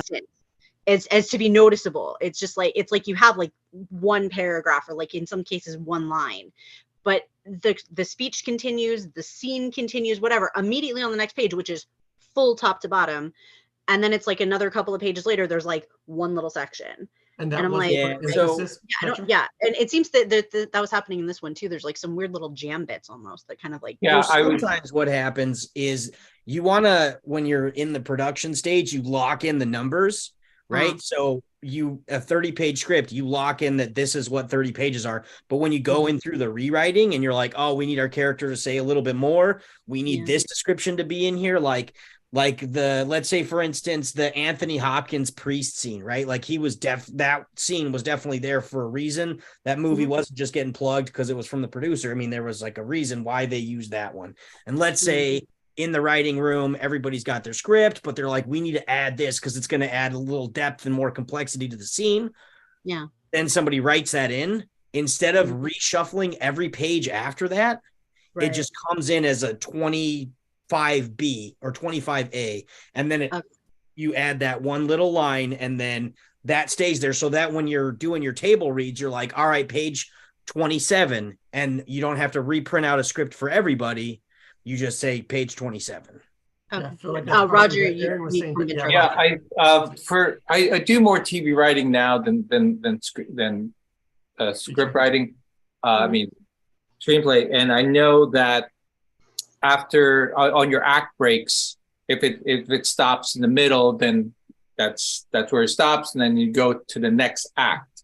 In this, I looked at the script, and it is weird, Clint, because it cuts off in Carmela and Dr. Melfi's conversation, and then there's a break, and then it goes, and then it continues. So I don't know if that's like just one of those things that they added or something like that. But traditionally, whether it's 3 acts or 5 acts on a TV show, after that act break, you go out, you finish it, and then you start a clean act on, So, but this one, I looked at it. It is weird. Yeah. Okay. Vicky, anything? We haven't heard from you at all. Why don't you say something? Vicky, I feel bad. I don't actually remember. Had you seen the show? Like, how familiar with the show were you? I'm familiar with the show. It wasn't something that I was compelled to be an avid watcher of. I'm old enough. I was there in real time. But it so often happens to me that, well, gee, at the same time on another channel, I'm avidly watching this other show. So I think something like that probably happened with me. One thing I want to point out, this group has given me the chance to actually read a whole episode of a show that, no, I didn't see that episode. And it's given me a connection to it. And it's happened many times with movies.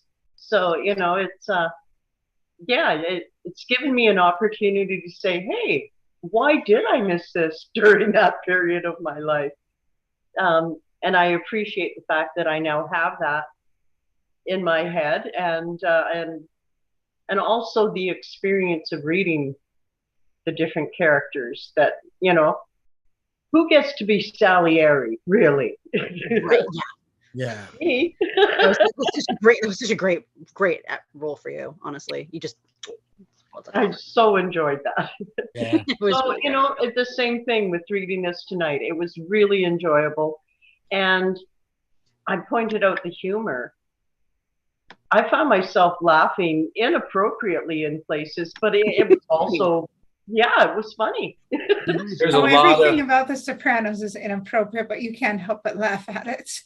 There's a lot of humor in the show. A lot of What do humor. you guys think about when she called her dad, "You're my sexy dad"? Did that feel weird to any of you? I think they changed that. I don't remember it's a seeing reference to an earlier episode, actually, because occasionally I think it was more a joke. Well, obviously I don't have to that. You're my sexy dad. I think actually one of her friends was commenting on obviously they're hitting on the hotter, younger, boys in the group, but I think at least one of her friends was actually kind of your dad's weirdly sexy or something. And I mean, honestly, I'm gonna say I don't think it's an unpopular opinion. I just think it's maybe not. No, this sexy dad was a comment in the car. No, I was actually just gonna say James Gandolfini was a damn sexy man. That man he had a heart the size of the Grand Canyon, and it was pure 24 karat gold. That man was amazing. He was, like I said, a human teddy bear. And I mean, that alone made it sexy. And then just the friggin' acting chops that he brought to the table. It was like a spread for Sunday. It was so good. It was just so much that he brought. And it was just his talent was just amazing. I mean, gone too soon, but it was, he was great. Honestly. Yes. Sexy dad. I totally buy, not just for the money, not just for the power. I totally buy. He could have talked most women into bed. Can I use that name for a movie, like A Spread for Sunday? all the meat he brought, he had so many he had the chops to make a spread for Sunday. Yeah, go ahead. All right, perfect. One thing about, again, going back to the script when you were talking about format and stuff that I liked is kind of like how they use slug lines. It was kind of like part of their sentence either before or after, like they're doing the action line and then they use the main word for a slug line for the next, like where it said shelf, and then went to the next thing or had the person's name, like to focus on them, then it continued with what they were doing. So use that to economy of space and not just repeating the whole entire boring action line. It's one of the things that I've started to realize when you read the difference between amateur scripts and professional scripts is how very clear the action description is.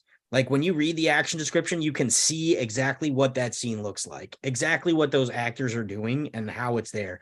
And when you read, amateur scripts, there's a lot of generalities, and I make the same mistake too, where you're walking down the street, but it's how was he walking down the street? What was he wearing?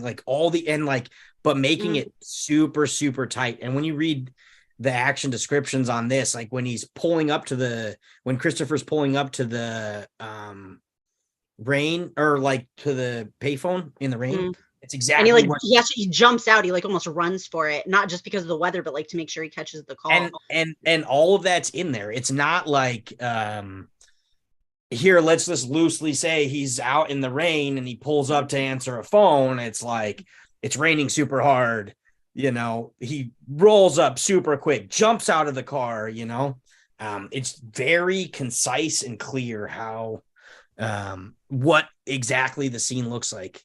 And So.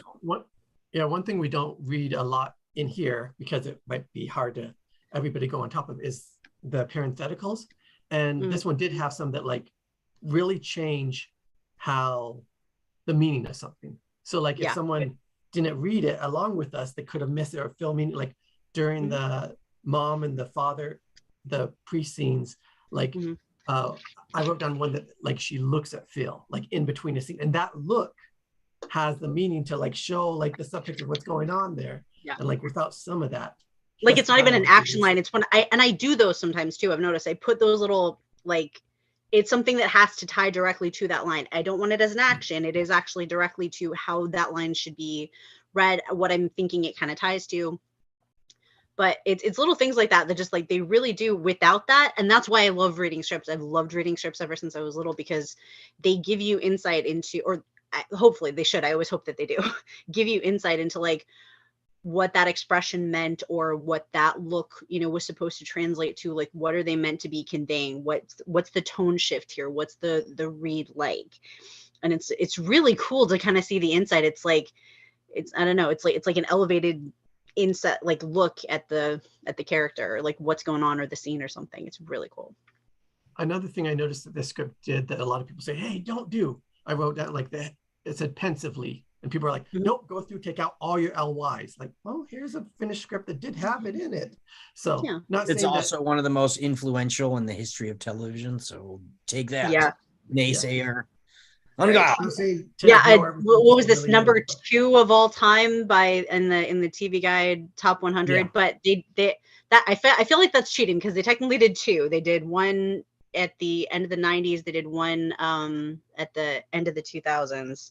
So I kind of feel like that was cheating, because they did technically change at least a few of the top 5 episodes. But I do absolutely think this one was amazing. So I can't really fault it for being the second of all time. So good on you. Should have been higher, but it was good. I mean, all, obviously when you read these scripts or pilots, I read a lot of pilots. I mean, if you read the Breaking Bad pilot, I mean, Vince Gilligan gets away with like he gets away with everything. It's his style.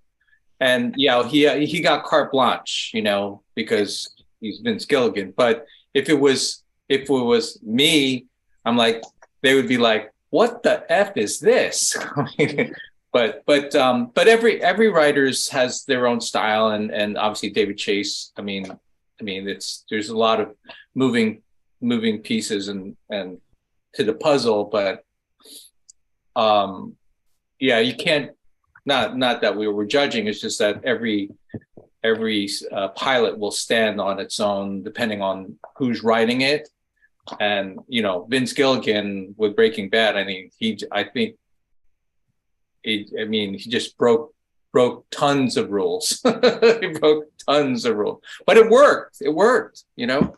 Well, I don't know if you're going to be here with us in 2 weeks. Let us know, because as we mentioned, like this one kind of like almost made Breaking Bad possible, but in 2 weeks we're reading Breaking Bad. And as you mentioned, like most people read just the pilot scripts, and throughout this year we have a lot that we are reading the first episode in pilot scripts. But because that's almost all I usually see out there is people reading pilot scripts, we're going to try and do a lot of mid-series episodes like we did with this one. So the Breaking Bad one that we're going to read in 2 weeks is not the pilot that I see out there most time. It's a Felina. So one of the most popular ones we could find. There's a few others that were considered better episodes, but I couldn't find those scripts. Okay. But before that, next week, we're reading WandaVision. And that one we're doing episode 8 previously on. So, WandaVision was amazing, dude. It was so good. I remember watching the beginning and being like, I don't know, man, this seems kind of weird. I don't know if I really like this. And then it started to change a little bit, and then you're like, okay. And then it started Seeing what they're going for, and it's like, oh. yep, gotcha. Yeah, I love that. Yeah. I mean, yeah, going back to this, I'd like that totally changed the way that I saw this whole script, Jacob, when you were talking about this could have been the pilot. The pilot, honestly. I mean, it's so tight for a pilot. You know, I mean, even the last scene where he looks up and sees the geese flying off. Yeah, that's like no, not the geese flying, the quote about the quote at the college about can't the have two faces. So that's like explains everything that's going to happen in the later episodes. I mean, I haven't watched the whole show, but I mean, that seems like exactly what's going to happen, what the whole show's about. It's basically, like you said, the theme of the show. Yeah. So I will say the only part of it that's even remotely, and this has actually been said numerous times, like by actual former made people, it's this and analyze that. They're like, yes, it's very cool that they decided to explore that dynamic of it. It's not that there isn't stress, but if there was ever a mafioso that was found out talking to a shrink, him and the shrink would be in the trunk of a car by the end of the week. They can't let that type of security thing slide. But other than that, I did think it was a really, and they handled some of that. You can't fault this. It was still good. It was still good. What was that? In the series, I feel like they addressed some of that where they didn't really want people to know. Oh no, he absolutely tries to keep it like on the low as much as possible, but it was that's been a comment like so many times, even from like actual former made people. They're like, if ever this was happening. But at the same time, up until something that she does, one of her last episodes, which I'm not talking about because I'm not spoiling it if you haven't seen the show, but something that Dr. Melfi does later on in the series, up until that point, the depiction of her, and she's actually not a psychiatrist. It's a common misconception. She's not a psychiatrist. She's not a psychologist. She is what is known as a psychoanalytic psychotherapist. It's actually, she's a psychodynamic analytic psychotherapist. But the fact that she's able to look at that particular focus when it comes to Tony's therapy was actually just really cool. And she did so well that I think like the National Institution of Psychotherapists actually gave the show like at least one award, including like specifically for her portrayal and the scenes of the therapy, because they're like, yeah, honestly, I mean, there were only like a few episodes that they got really mad about, which again, not talking about it, not spoiling them right now, but there were a couple episodes that they absolutely got mad about. But they're like, even when you have like those issues with, transference and when the lines start getting blurry, it's like the therapy that was being enacted up until a certain point was very accurate and very well done, and not something. She's not a shrink. She is actually a psychoanalytic psychotherapist, which is the dynamic focus and stuff like that has to do with it. It's a technical thing, but it was actually praised by how good it was and why that was one of the best choices for a therapist he could have chosen, as opposed to like a counselor or just a basic shrink or something like that. It's he weirdly enough, the way that they chose to write her, the credentials that they give her, the focus that they chose to give her character as like what she would have studied, she was honestly one of the best choices for a therapist for Tony because of the stuff that she was able to tackle and the issues she was able to get a point on. So if anybody else would like to talk now, please go ahead. Well, I was just going to say really quick that this table read session would not be complete without a 1990s Nickelodeon reference from Heather Lee Cameron. Okay. Which was that? I don't know. You're the one that comes out with those references. No, I'm very grateful that I was able to do this, because my dad used to watch The Sopranos and he died in 2014. So I'm glad I was able to do that and sort of honor his memory. So, yeah. I know it's a beautiful thing, how these shows unite. Yeah. And bring families. Like he really liked watching it. I didn't understand it. I didn't understand him. We didn't understand each other, but I knew he liked watching this. And so I kind of watched it when he wasn't fully aware it was there. And that's how I learned about it. And I'm glad I was able to connect with him in this weird way. So.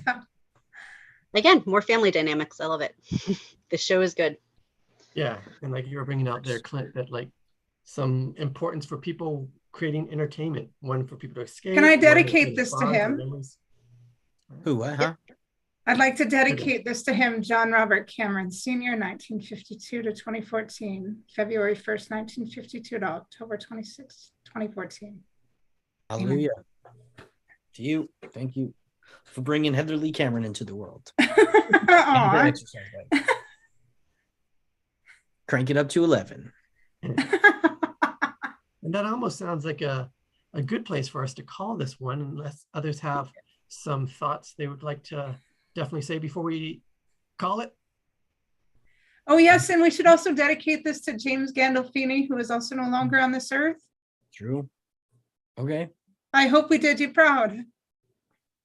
All right. Thank you all for being a part of the Table Read Tuesday family. And thank you for being here to enjoy this meal. And we'll see you guys next week for WandaVision, then Breaking Bad, then from one of the fans of the show, their script, City Song. So, sweet. All right, you guys. Have a good week. Yeah. And that Take care. Have a good To week, him everyone. who holds a friend holds a treasure. Yeah. we have lots of treasures here.